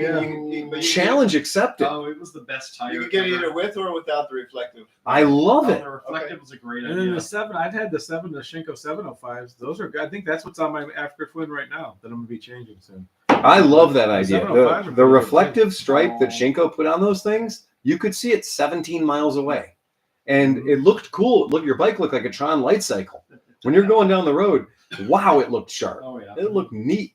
Yeah. Plus the safety factor of cars that are coming from your side to kill you. You got a lot of illumination coming at them. Yep. This is really neat. Cool, Hey, cool feature. Brett Cronin says shit working down here in NZ, New Zealand. New Zealand, yeah. Come on now. Yeah. New Zealand. I like it. Noiseland. Yeah, right on. When I decide to bug out, I need that guy's. Mhm. He's so far away. He's just not listening to last week's podcast. He is. Right. Yeah. Just getting there. Based on the date change and the slowness of the internet. Correct. Right. Slownessity. He's getting, there's quite a delay to New Zealand. He's listening to us tomorrow morning. Yes. We're going to have to call him and ask him how the And he's podcast went. hungover. Yeah, but it's all upside down for him. And, So it's, and, yeah, it's and tough. every time we mention horsepower, the reality is He has to do translate it to math. sheet. We're swirling. No, he does kilowatts, which is That's a sheet. 0.75. We're swirling the wrong way for him. Right. Horse sheet. Sheep power. Sheet power. Yeah, sheep power. How many Yeah. sheep? The Big sheep. I think that's super cool. I'm glad to have listeners in New Zealand. That's pretty rad, man. Or at least somebody who's even watching us on video right now, which is even better. It's like, How fucking cool that is. 3 in the morning now? I don't. You can't even do Who that. knows? I think it's 12 hours difference. Yeah. Maybe. I was just asking if the clocks went backwards. The clocks do go backwards. 3, 4, 5. Yeah. So Mark yeah. Kendon says Shinko bought Yokohama molds. Did they really? That's what he's saying. Mark Kendon. Wow. Shinko bought Yokohama molds. Yeah. Well, we must verify, but we'll take the Hey, word. Thank God they didn't buy Yoko Ono. Yeah. Can you Yeah. imagine that? A tire that screamed at you every time it rotated? We've had a few at the shop and made some pretty bad noises. I'll In, tell you in that. related tire news, I lost my train of thought here. Dunlop is shutting down their Yes. Buffalo tire. We want to talk about that. We were headed there. Yeah, we're gonna talk about that. So it is true. Yeah, Dunlop, North America, which we sell a lot of. For a long time, we've Nice. sold a lot of Dunlop We're waiting on a tires. set of 404s right now. We are, and I'm one of these guys that when I have the opportunity to sell an American-made product, I will lean heavy into that. And Dunlop has always been there for me. And so, as over the years, Dunlop has had more and more and more of their various different tire models no longer made in the United States. But a few years ago, Dunlop, didn't they say Dunlop was partnered with Goodyear? Was that the team up? Was that? I can't remember the team up. They're partnered with a massive tire manufacturer in the United States. So they're making more than just motorcycle tires. Dunlop is not just motorcycle tires.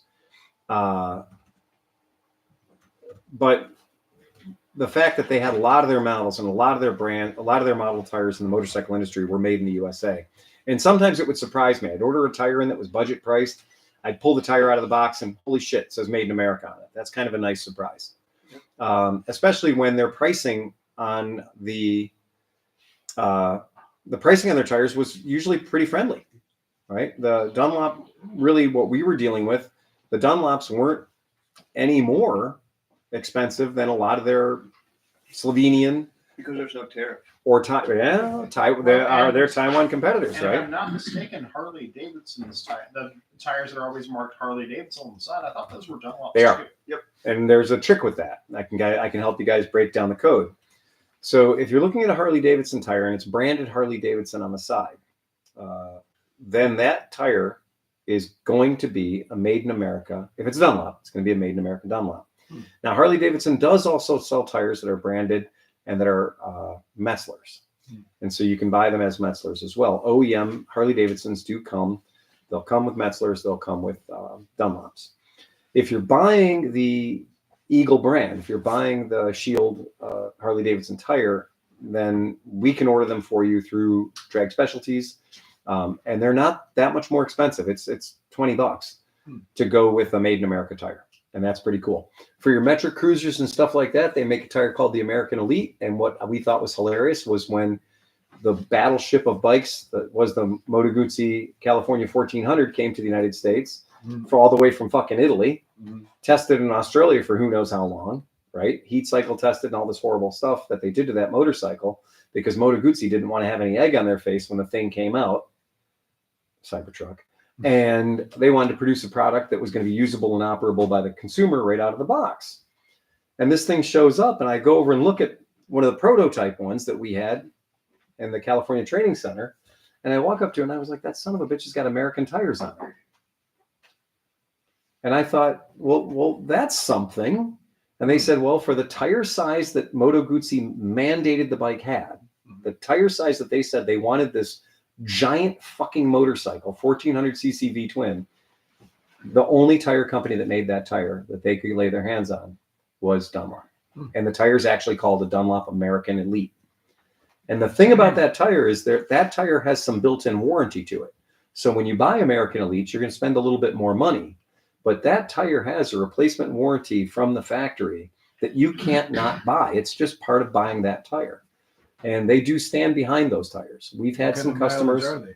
What's that? What kind of mileage? Well, so I've seen our customers with the Cali 1400s put between 11 and 13,000 miles on a back tire. That's a heavy bike. It's a very heavy bike and it's got a lot of torque. Yeah. I've also seen some tires come in at 7,000 miles that look shagged out.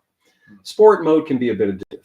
Mhm. And in that sport mode, I can tell you, it will turn that back tire into a giant Sharpie marker pretty quickly. Mhm. I can testify to that when you put it in sport mode, it's very easy to paint stripes on the road. That bike likes to move out. So, but if you're tender on it and you just go in straight lines, I think that back tire lasts you a really long time. The good news is they are fucking easy to mount. I would give Dunlop engineers get all my credit in the world, because usually you get a tire that's got that profile, that's got a massive, huge, bigger than a 200 profile, and they can start to be real squirrely to mount up. Mhm. And these Dunlops go on predictably. They go on the same way every single time. I'll say the same thing for the TKC 80s. That's Yes. an easy mounting tire. They mount real easy. TKC 80s are completely predictable. And I can say the exact opposite for the Tractionator GPS. Yes. Those things are horrible. Worst 3 hours of my life was when that guy brought in that GTS, that GTS, and he had that freaking Tractionator on it. Yeah. Or no, it was a big V-Strom. Yeah. And he brought that thing in, and it looked exactly like a tractor tire. It was square, Yeah. and it had like chevrons in it that were so agricultural. I'd never seen anything like that. I fought with that thing for over an hour and a half to get it off the rim. And then I fought with it for an hour and a half to get the new one on the rim. Oh yeah, I'm cutting mine off. Oh my I God, don't man. think I'm going to try to. I should have cut it off. Yeah, Why so hard? Because they're hard. Yeah. They're hard. dude, he nailed it. Like as it wears, There's no down, give. It becomes as it wears square. down. Really, my tire, my Africa Twin right now looks like this. Yeah. From the sides and back, but it's still in that corner is all rubber. So it's so hard to move the sidewall. It becomes like it's. And do you remember the old It's Goodyear sucks. commercial? 720, the Goodyear 721. 7 wrapped by 2, surrounded by 1. That's the technology that's in this Tractionator tire. When I got that freaking thing off the rim finally, and I'm cursing and my fingers are bleeding and my tire machine is sweating, and I'm sitting over there and I'm like, I used like 4 spoons with the tire machine to get this thing So you unloaded. say they're cast iron steel belted? Yeah. But supposedly, now correct me if I'm wrong, people, wasn't it also like you could run down, like if you had like no PSI or you're losing PSI, the I'm sidewalls absolutely would certain it's a last. run flat. Well, that's because that's what makes them tough to mount. Is like super stiff sidewalls, and that's also why you can run them with almost 0 air in them, or maybe even run them gingerly with no air in them. Yeah, it'll Because get the you sidewall back is or so something. hard. Right. Yeah. But yeah, man, fuck. I remember I was trying to, because like usually the back I could never get on by myself. I'd have to get help, But the fronts, the 21 inch, usually 21, that's a big tire, man. You can pop those out with a couple of spoons. Oh, yeah. I think I launched a spoon. This is when I was in Cleveland Heights. I launched it over my thing, like into the neighbor's yard, like so far away. That thing was so tight. Unbelievable. It is, it's really tough. That Dunlop is stopping that, right? That plant in Buffalo, that plant in New York made all of their Superbike tires. They're also making the Trail Max Mission there. That's right. Trail Max Mission was made there. That's exactly right. The OEM Harley tires. That's where those were made. Are they moving it somewhere? Or are they just stopping production? Well, Dunlop is owned by Sumitomo. Okay. Sumitomo is Dunlop. Okay. So Sumitomo is not going anywhere. Sumitomo has been around for a really goddamn long time. But what is, they've got Japanese factories, they've got forever, right? But the thing is, what they're saying is the Tonawanda, Buffalo, New York tire factory is closing. That's, I think, 1,400 jobs. So 1,500 jobs, it says, 1,500 jobs. So the plant doesn't just do motorcycle tires. It does car tires, large truck tires, and medium truck tires as well. So it's a lot of people and it's a lot of tires. And it does suck to lose that. That's just all there is to it. So it's too bad because I do like that. And I always like that element of the, like you said, the Mission's another tire. That's a cool tire. And, we love the fact that it's an American-made product. So, Hey, Robert says Continental recall was more than the TKC 80s. no, it was bunch tires, right? He says I had a set of Street Attacks recall at the same time. That's right. Yeah. And I can't tell you off the top of my head what all the models were that were covered in that recall, but it wasn't all for the exact same problem. It wasn't a carcass problem. It wasn't a tire composition problem. It wasn't a manufacturing blem. It was literally, there was the knobby problem with the TKC, and there was like another thing. But I know the TKC one was voluntary. It was never an actual government mandated recall. It was something that Continental decided to do for quality control. And I give them credit for doing that. That's pretty cool. We certainly appreciate that. If nobody else does, we think that's cool. That's pretty rad. Anybody else got anything else? So Redonk kicked us $5. Get out of So here. we got more money coming in from the YouTube. Dude, Oh that's my ridiculous. That is ridiculous. Holy shit. And Redon is also tapping out. Yeah. Yeah, you tapped out. I didn't even know you could do that. So that's great that people are doing that. That's Now- super fun. So now we got to figure out how to get the money away from YouTube. No, you don't. You just leave it there. It's forever. It's their money now. Those are YouTube coin. That's now YouTube coin. That's phantom currency. This is how Sleepy buys. It's only good on the dark web. Right. Right. Yeah, that's the only place you can spend that money. The as far as my immediate plans are going, we're gonna have decent weather on Monday. So like Monday, it's gonna rain all day, 50 degrees and rain all day, which just means the salt's going away. Is all that means. Yeah. So that's nice. I might be able to get some stuff into the warehouse, and because I refuse to ride a motorcycle on salty earth. I mean, I will not ride a motorcycle on salty asphalt. There's a reason why I bought the Civic, which is because I did not Sacrificial want car. my Honda Element, which grew up in the South, to experience salted roads. There's no way in the world. There's absolutely no way. And I probably won't be able to get a fluid film party together this year. We'll see how it goes between the raindrops, but You missed it, bro. I think I missed it. So we'll see what happens on Monday, but unless it's just, super balmy and awesome. At this point, you really would have to hose the cars off just to get the rust. That's kind of where, there was one year that the snow snuck in on us early before we could get the salt was down before we could do the fluid film. And we just told people, wash your cars, like spend the extra $10 and get the undercarriage washed before you bring them into the shop, bring them over to the house, and we'll go from there. I do have 5 gallons of fluid film just sitting there. Problem is, you got to get from there to your house. That's and get more right. salt on You it. got to get from the car wash to my house without getting salty. It's like that scene in Ant-Man where they're talking about the undercarriage Yeah. wash. You never pop for that. You much never for it. pop for that. Here you pop. In this for it. case, you pop for it. But the fluid film's supposed to last for 2 years, so that's us doing it every year was a bit of overkill. Renee is going to be so disappointed. We had a discussion about that today. loves She that. loves fluid film party. Yeah, Renee actually does look forward to fluid film I party. think she considers it a spa day because her skin gets completely Oh, soft. and all stuff. So, like, Because that's like no. lamb oil or something. It's Yeah, so it is. weird. It is a sheep byproduct. Yeah. Let's call it what it is. It's a byproduct of the wool It's industry. lamb squeezins. Dude, I got all my calluses on my guitar hand fucking healed last year. I was like, God damn it. What's going on? So what Sleepy's saying is we need a fluid film party so that he gets his spotting. I was listening to some long haul motorcycle riders on one of the other podcasts the other day, and they were talking about the best kind of seat for your long distance riding motorcycle. And these are 3 different people with 3 different opinions, and I know one of them. And they one thing that they all agreed on was a sheepskin. Yeah. They all agreed to sheepskin.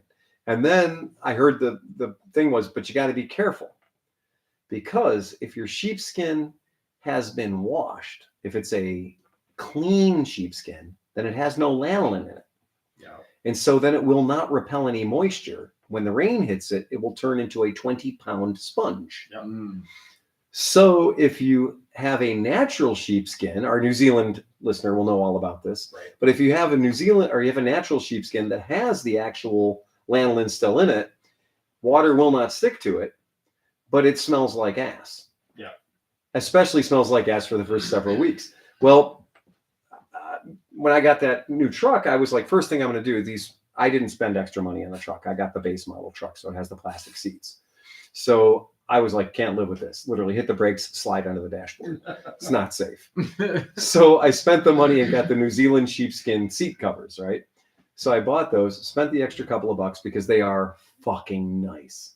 They are really, really nice. And I made sure to get actual real New Zealand sheepskin covers, like not the little, I got the good thick motherfuckers, right? Good deep pile. Well, Is there a tariff on those?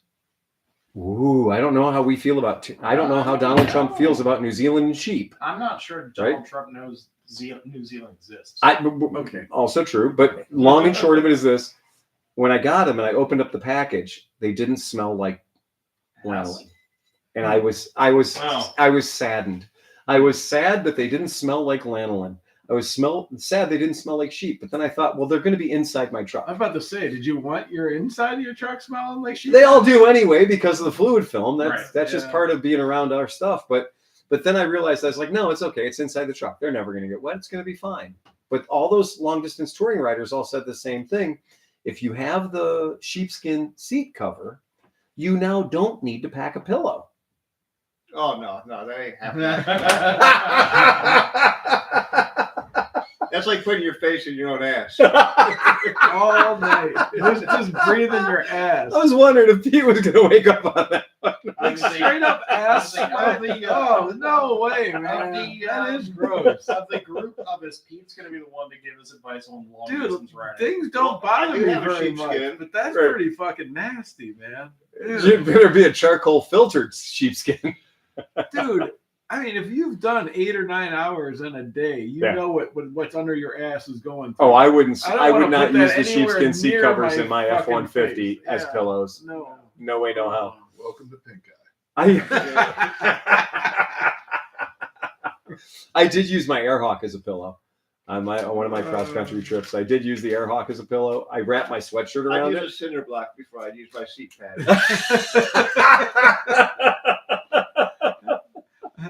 The legend of his ass. When you guys went cross country, you just slept in a circle. You just put your head on his feet and his head on Pete's feet, and it just went in a circle. Or Tim's feet. It just went in just do a chain, like sleeping around the campfire. And when one guy wakes up, you all wake up. Roll over. Yeah, roll. Hey, speaking of Tim, how's Tim's foot doing? I just saw him this week. I went over there to help him put the snowplow on his four-wheeler and stuff, and spent the afternoon in his garage. And he's actually doing pretty well. The swelling's gone down almost completely. He's still in some discomfort in a walking cast, but he's there's light at the end of the tunnel. No good. The only thing I can think of when you said that is it's been swell, but the swelling's gone. Right. Did he get the rod and the screws? Did he get the? I think he got a plate and some screws. He got a plate and I some don't think he screws? got a rod on Okay. the top of the tib or Yeah. fib, whatever it was. They just no, put the rod where the bone marrow used to be. no, he didn't get that. You didn't get that? No. Yeah. I still think it was the best thing that ever could have happened to me. Like, it worked, and I was right back to racing. Like, that rod ain't gonna break. Yeah. So that rod's dramatically stronger than the bones around it. Well, that's what my hip. I'm always Yeah. worried about stuff because I'm not worried about the hip breaking. Right. It's like if that ride, it'll go right through the southern part of my Yeah, it was right. bad. It's thing. no good anyway. You slice it, No. and you got to make sure people with MRIs are very much aware of Yeah. that situation. Yeah. Yeah, that's the. Can you imagine that? I've seen how far it'll pull an office chair. It's Oh, terrifying. dude. Yeah, Eee. yeah. I don't even want to think about it. Like you go into an MRI, you forget to tell them that you got metal in your body, and then the metal Oh. finds its way out of your body in the fastest way possible. That sounds awful. Oh, that's Does that stuff light terrible. up on a TSA X-ray? It does, but so it depends on what it is. So when I'm going through the scanner, and I've looked over at the side, it's very clear. It shows an outline. It shows the implants. And so I've got several in my hand, and I've got my leg, and then screws at the top and the bottom of the leg, and then I've got metal in my hand as well. So it absolutely shows up. Now, when you're going through the magnetron, when you're going through the walkthrough one, sometimes it doesn't, because remember, these titanium pieces are a low ferrous steel. There's not as much ferrous metal in them, so they're not identifiable by magnetron, right? So that's the joke, is the more ferrous, the more iron oxide that is in a metal, the more magnetic it is. So if you walk up with a kitchen magnet, a magnet off your fridge, it sticks to your fridge really great. Put it on your friend's high quality stainless steel fridge and it doesn't stick. Put it on a Tesla Cybertruck and it sticks. That tells you the quality of the stainless in the Cybertruck is not very good. It's stainless, but that just means it stains less. It's not pure stainless. Well, in surgical implants, that shit's very pure. So you're not going to have a high magnetism to those items. So sometimes the hardware will set off the detector. When they're doing the body scanner one, those are generally turned up pretty high. So when they're doing like the Garrett body scan, it always sings and makes noise for that. But there are, it's funny, like the Cedar Point, they turn those down enough. Some courthouses and stuff, I can just, if I walk through them fast, especially. So if I kind of like go like at the last step, speed up, I can make it through and it'll bounce, but it won't set off the alarm. And they'll usually like let you go. But I've also been to ones where they were set very sensitive and they just hit instantly.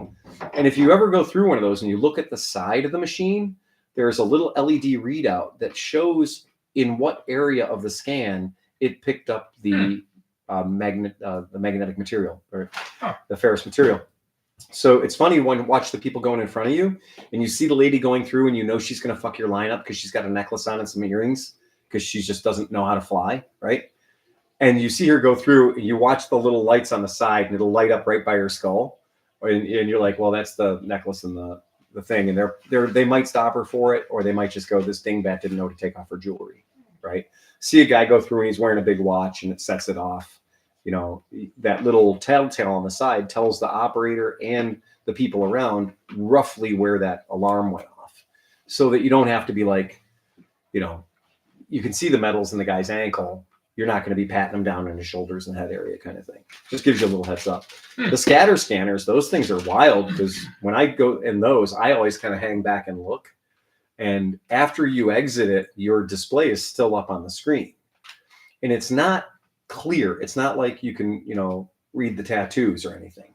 It's intentionally fuzzy so that you can't make out nipples and, you know, dicks and the JJs and whatnot. They literally do. I'm not joking. They've got it tuned down to the point where it's not, because people demand their privacy.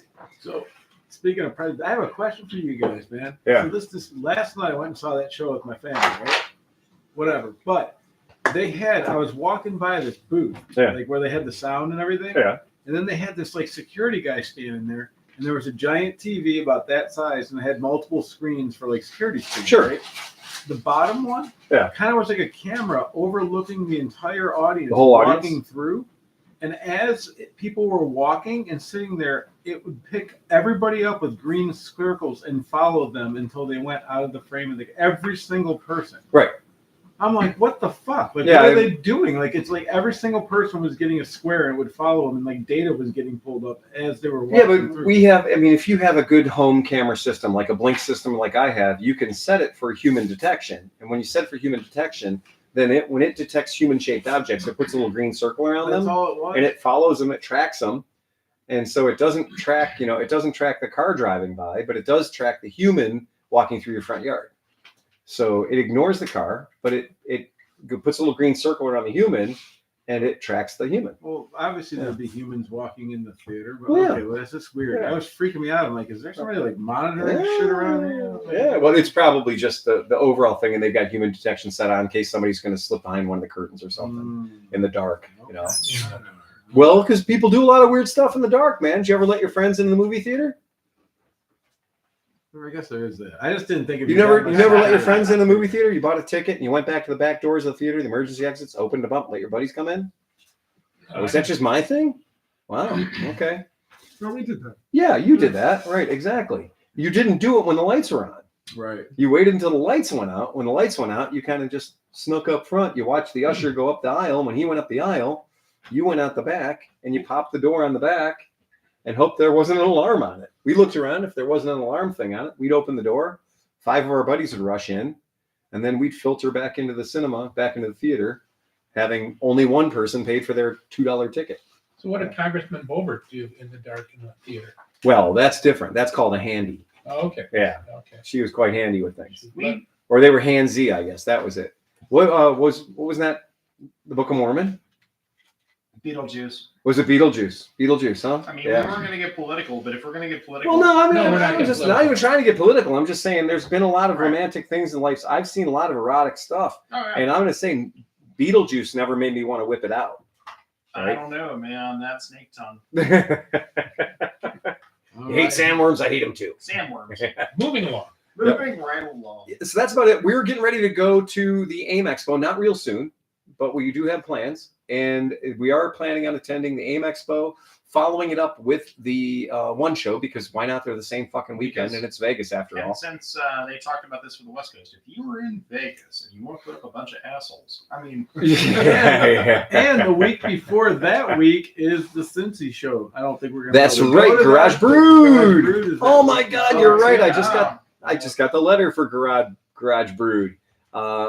Garage Brood 2025, baby. February 1. What's Greg got in that this year? I don't even know. Right. I'm sure he's going to have a mini bike there, though. Yeah. I'm absolutely certain of that. Yeah, I saw what he was working on Thursday.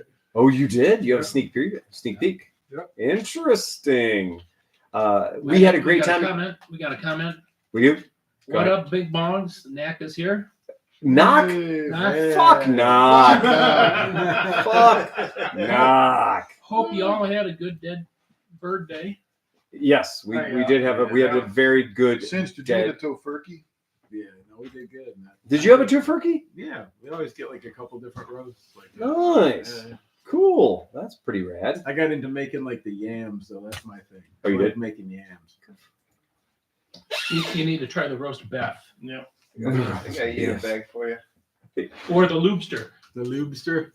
The Garage Brood, if you're anywhere near Cincinnati on February 1st, or you can make it your business to be near Cincinnati on February 1st, you need to go to this show. And try It is the chili. not fucking around. This show is legit. I didn't see a boring bike in there. Every bike that was in that show deserved to be in the show. There wasn't a bad one. I might Every still single go one. to this, even if we're going the rest of the week. I might just go down for. I might too. Yeah, I might go down. have to do Go it. down, pick up some COVID. Yeah. oh, Last year. poor Sleepy. I wasn't the only one. Right? No, you weren't the only one. Okay, Yeah, a whole lot of that people got sucked. COVID. Holy Yeah. shit. Yeah. Oh yeah. That's not screwing around. But it was worth it. I mean, yeah. I wonder if we could actually get somebody to tell the tale. How many people came home from the Garage Brood show with COVID? Yeah. Oh, I know. That was Yeah. a super spreader event. That was a super spread. I think Sorry, it was. guys. Yeah.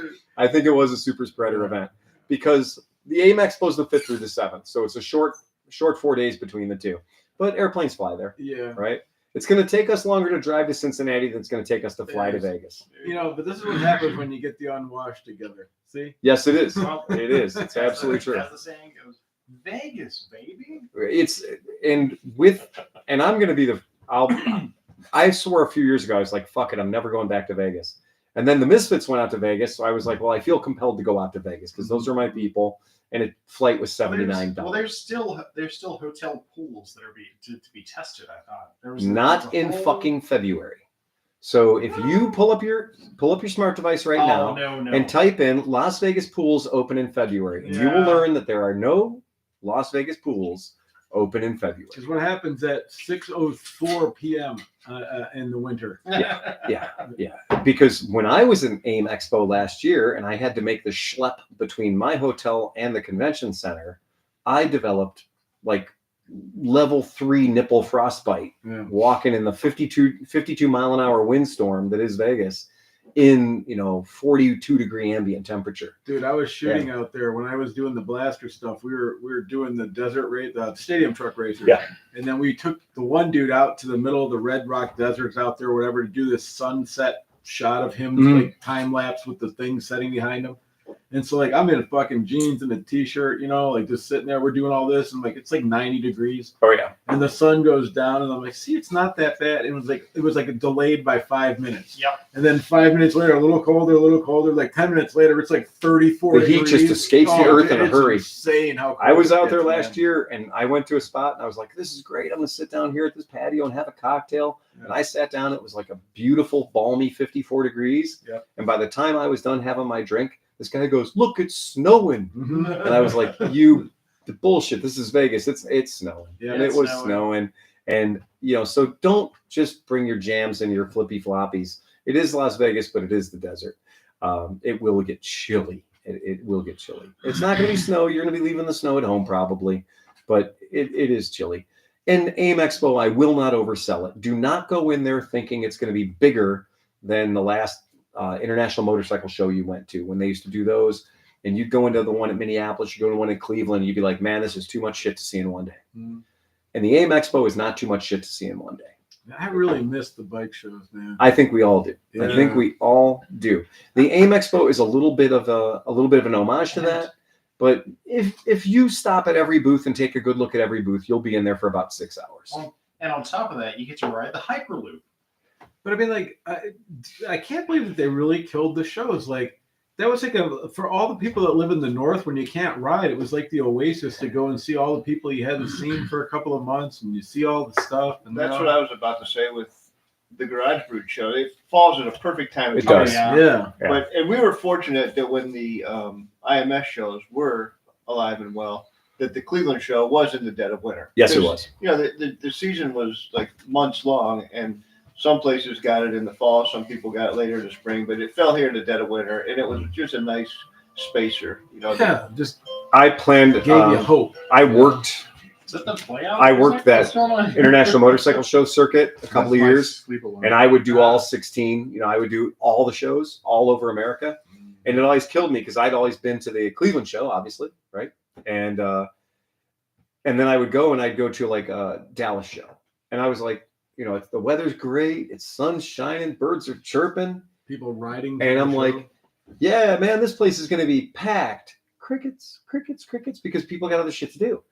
Minneapolis show was a week before or a week after Cleveland, Mhm. and they were packed. It was packed because it's miserable cold out, and this is a great place to go. Wear your Harley shit, right? And Same with New show York. off all your tattoos and New everything. York would have all the bike gangs. We and all would that have, stuff. and it was so packed, but you go to the West Coast shows like Long Beach and all that stuff, and you'd be like, wow, it was dead. There was nobody Yeah, there. because they don't Right. have down season. Right. So I think that maybe we have a bit of a screwed up view of it all. Since the years that we were doing it here, it was always assholes and elbows. Yeah. This show was always Here's packed. another. There's still motorcycle shows going on in Canada, Yeah. and there's the Toronto show. I think is like roughly Valentine's weekend. What? Yep.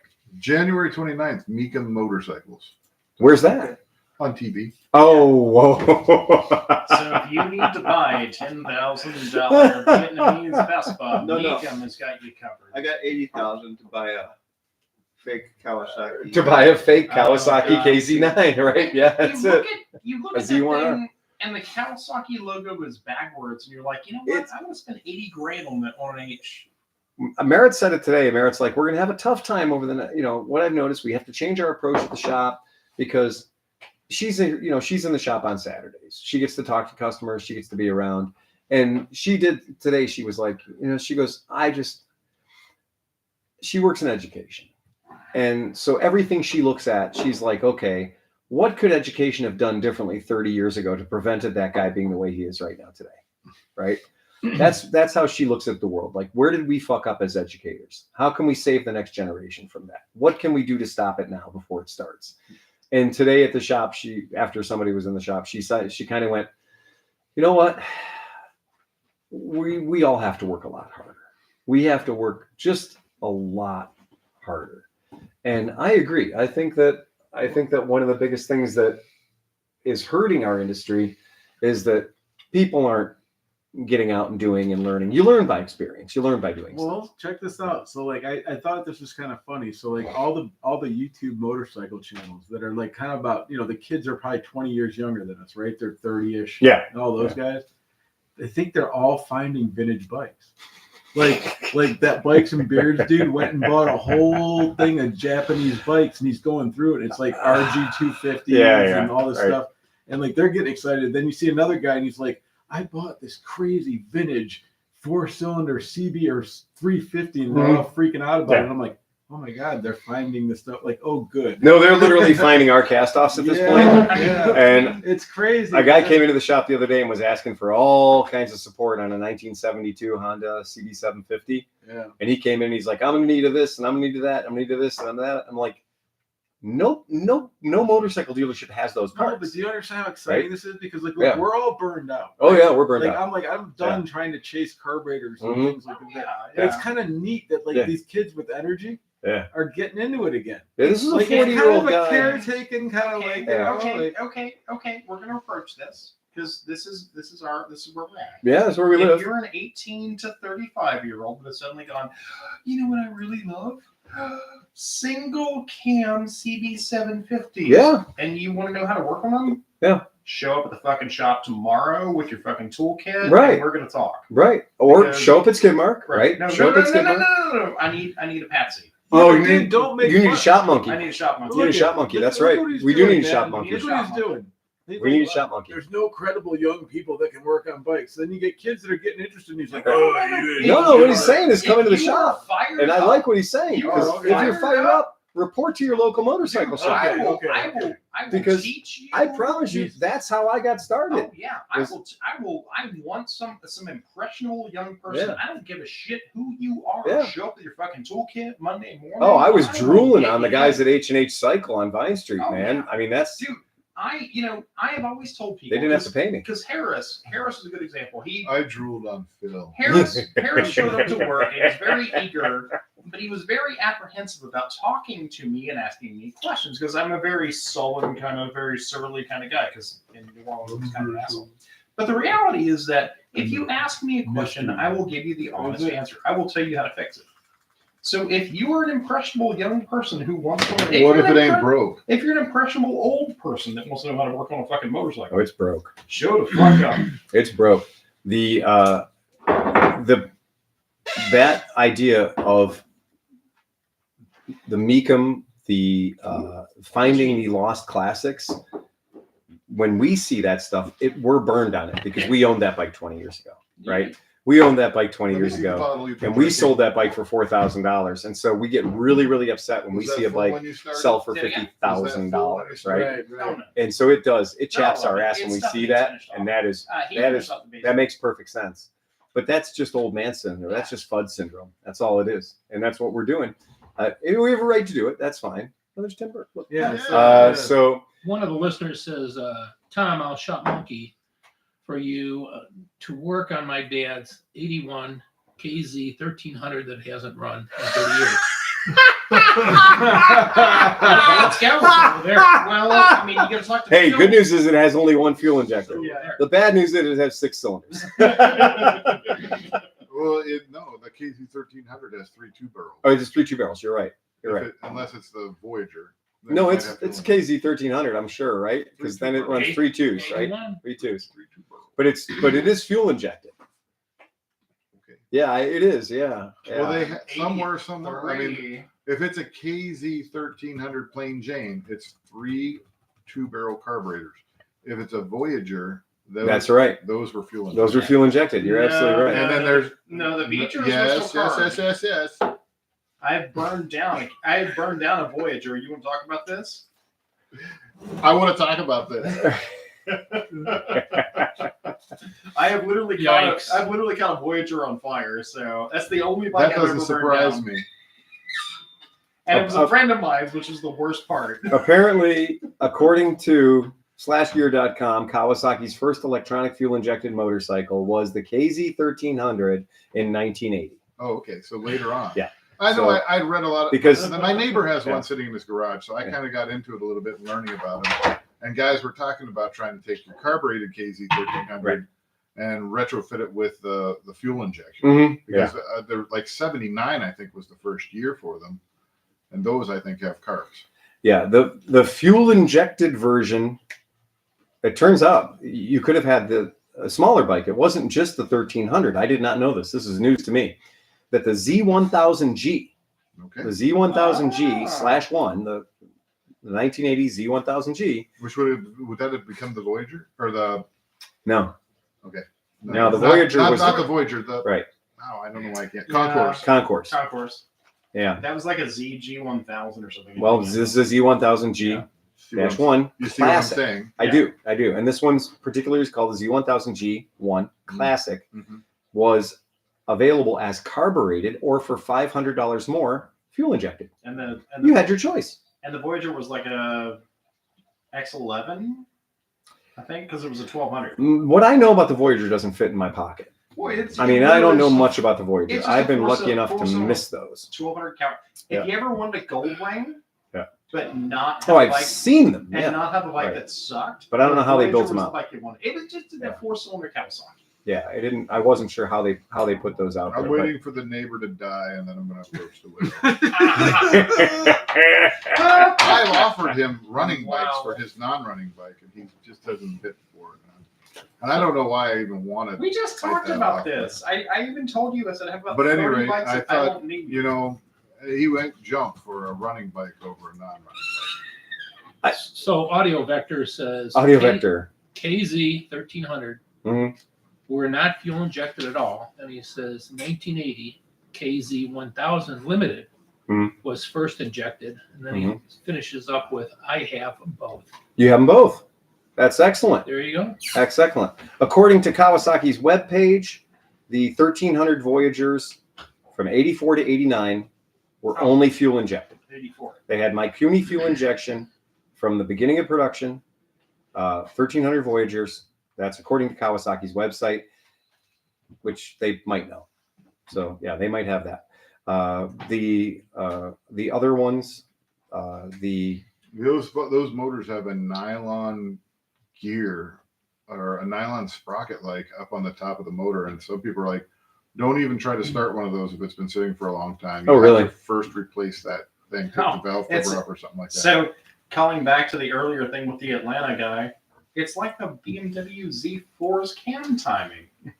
oh really? Yeah, Because they use nylon gears. nylon and gears. the timing- Well, fucking Jesus weird. Christ, my '68 Lincoln had a nylon. It's like a, cam gear. it's a tensioner. It's not Yeah. the actual, you know what I mean? It's Yeah. some sort of tensioner, and they're like, if that goes, you're fine. I just remember that the guy down the street from me had the KZ 1300, a green KZ 1300 the street bike, neighbors is green. No. and it was green. It was a 6-cylinder, and I had the CBX, and there was never any question at all who was going to make it to the end of the street first. The CBX consistently dominated that KZ 1300 with 300 less CCs, but he did let me ride it one time, and I can only say one thing about it, and I was like, God damn, this motorcycle's heavy compared to a CBX, which was no lightweight. The KZ 1300 standard, no fairings, no bags, no nothing, it felt like it weighed 300 pounds more than the CBX. I'd be slightly interested to know the tail of the tape and see which one weighed more. But somebody the other day posted a picture of a CBX Euro style, like 81, 82, white one with the bags, the tour pack. And I will promise you, I will pay no small amount of money to watch whoever wants to buy that CBX do the next valve adjustment. 24 valves, 6 cylinders, access is not good. And it's extraordinarily frustrating. And when you're done doing the carbs, you can do the carb. When you're done doing the carbs, you can do the valves. So 24 valves, 6 carburetors is great. It was a cool motorcycle, but it wasn't that cool enough for that. Why do you think in 2024 and going onward at this point that motorcycles still need fucking valves checked at 8 and 12 and 15,000 miles compared to cars at like 30? It's because Could how never. Or never. Never. Yeah, right. Because on hydraulic. well, how Hydraulic- tight are you pulling the rubber band? Yeah. Right? Yeah. So how tight are you pulling the rubber band? How light are you trying to make the things inside the motor? Yeah. So what are you making the valve seats out of? What are you making the valves out I of? get that, but I'm saying, like, don't you think that they could have come up with something else? at They this did. point? They did. They've Yeah. had hydraulic valves on Yeah. Harley Davidsons for And ages they've and had everything else. But the problem Diamond is, black tip, crazy valve stems, and hardened seats and everything else. And the reality is, it's just cheaper to have you adjust your valves. Yep. and in Japanese and sport bike motor production, lightweight is important. Yeah. I know. And they figure that the customer's okay with some enhanced expenses. Sure would have been a lot easier if that was a single overhead cam CBX. Sure would be. Yeah, But absolutely. you know what? You start to Ask realize. Benelli. You start to realize, like, Yeah. I don't know if you could do that though. Such a long cams across. Benelli did. So Benelli's 6-cylinder 750s were single cam. I'll say. What were you saying, Cinch? I was just gonna say, like, think about how many bikes. So, like, as you get to the point where you really start to know, like, okay, these bikes are getting into the pocket where they're gonna need the valve check. So a lot of people sell them. Is exactly the time when a kid that doesn't know that at all is like, holy shit, I could buy that bike for $3,800. Hey, Sleepy. And then, 800 miles later, they blow up and the cycle continues. Hey, It's kinda Sleepy. sad. How Yeah. much is that Aprilia going to cost? Sleepy, you I to think do the Tom wants to valves say on? something to you. How much is your Aprilia going to cost you to do your valves? Yeah, I understand. That's one of the reasons I'm upset. But yeah. Uh-huh. So I mean, I knew What's going, it, but what's I'm it kind of cost when you have to do a belt service? right. But I didn't buy an Aprilia going into it thinking it was going to be $4. Oh, nobody thinks those motorcycles are going to be cheap to maintain. Yeah, right. Yeah. Well, no, strike that. I will rescind my statement. I know a lot of people who bought a lot of mid-90s Ducatis, Oh yeah. myself included, Yeah. and the sex factor of the motorcycle is so potent Yeah. that I spent the money before I backwards researched the maintenance requirements. Yeah. And then I was like, oh shit, it's already 2,000 over on the valve adjustment. Oh fuck, this is the original cam rubber band, Take right? it for a quick test ride and sell it. Oh Do- my god! do And then you realize you're like, oh, okay, well, I guess Do I had not- to have it. Do not start this bike because the belt is 10 years old. I'm It's- going to tell you well, right now, if anybody tries to sell the Multistrada in our showroom, I'm going to fucking slap their hand because I know it's only going to make one, Yeah. and then it's going to Well, break. I didn't expect to put the mileage that I put on the Tuono as I Right. did. Yeah. I was like, 4,800, 5,000 miles before the next valve. That's Oh, that'll be hours years. of riding. And then That'll it was be like, years. I was like, and then he oops. realized it was fun to ride. Yeah. Oh man. The problem with fun to ride bikes, especially Italian ones, they require maintenance. Yeah. $1,298 worth of parts Yep. maintenance. Well, that's the thing is, I think what you're finding out is the part that when I learned Desmo, and I learned like, Yep. oh man, there's so many different ways you can do a Laps- Desmo. Laps, Uh, Church of Desmo. It's not obvious, and even if you use the service manual, it's not obvious. There's also the insider tips about like, oh, you don't actually do it that way, Right. which makes your life a little bit easier. But at least with Desmo, you don't have to buy a lot of parts. Right. Well, this. But with your bike, you do have to buy. It's stuff. Why do you have to buy more than just the shims or whatever? It's all the gaskets, Yeah. all Yeah. of it, the whole motor is all Yep. gaskets. But here's Can't you the just put thing. it back together with all the original? Yeah. A little bit of All the way in and all the way out. TV? Yeah, you can if you want, I guess. But no, but I think the drain plug in his bike is a single-use But, operation. but I'll tell you this, I'm late to this game. 848. I'm very late to the game, so there are already so many sacrificial lambs Yes, that have yeah. figured everything Right, out. yeah. So AF1 Racing here's the kit that you need, Yeah. and also get the service manual, and then here's our for the Addendums. dummies Yeah. for the Yeah, service. that's manual. that's brilliant. I'm not gonna lie, I love Italian motorcycles. They feel amazing. Everything about them is great. The SV650 is like if you want Yeah. fucking Ducati. Yeah. Yeah, the SV650 did almost make me like fucking have a boner for like a month. Dude. Like, Speaking of It's a- boners, I yeah. came out of the shower and I ran into the bedroom and my wife was there. And I said, "Hey, honey, I got 275 pounds of dynamite for you." And she said, "The dynamite doesn't scare me, but that 2-inch fuse does." And that's all we need, folks. Remember to please ride fast and take chances. Play us out of here, Johnny. Bum, bum, Ba, ba, ba, ba, ba, ba, ba, ba, ba, ba, ba. All right, eject, hit the red button. Get us out of here, Sleepy. Off the fucking camera. oh, you gotta hit God. stop, Smith. Hit Ah. the stop stream, man. Hit the stop stream, man. Stop. Don't cross the streams, man. Don't cross the streams. Oh man, that was perfect. I almost forgot.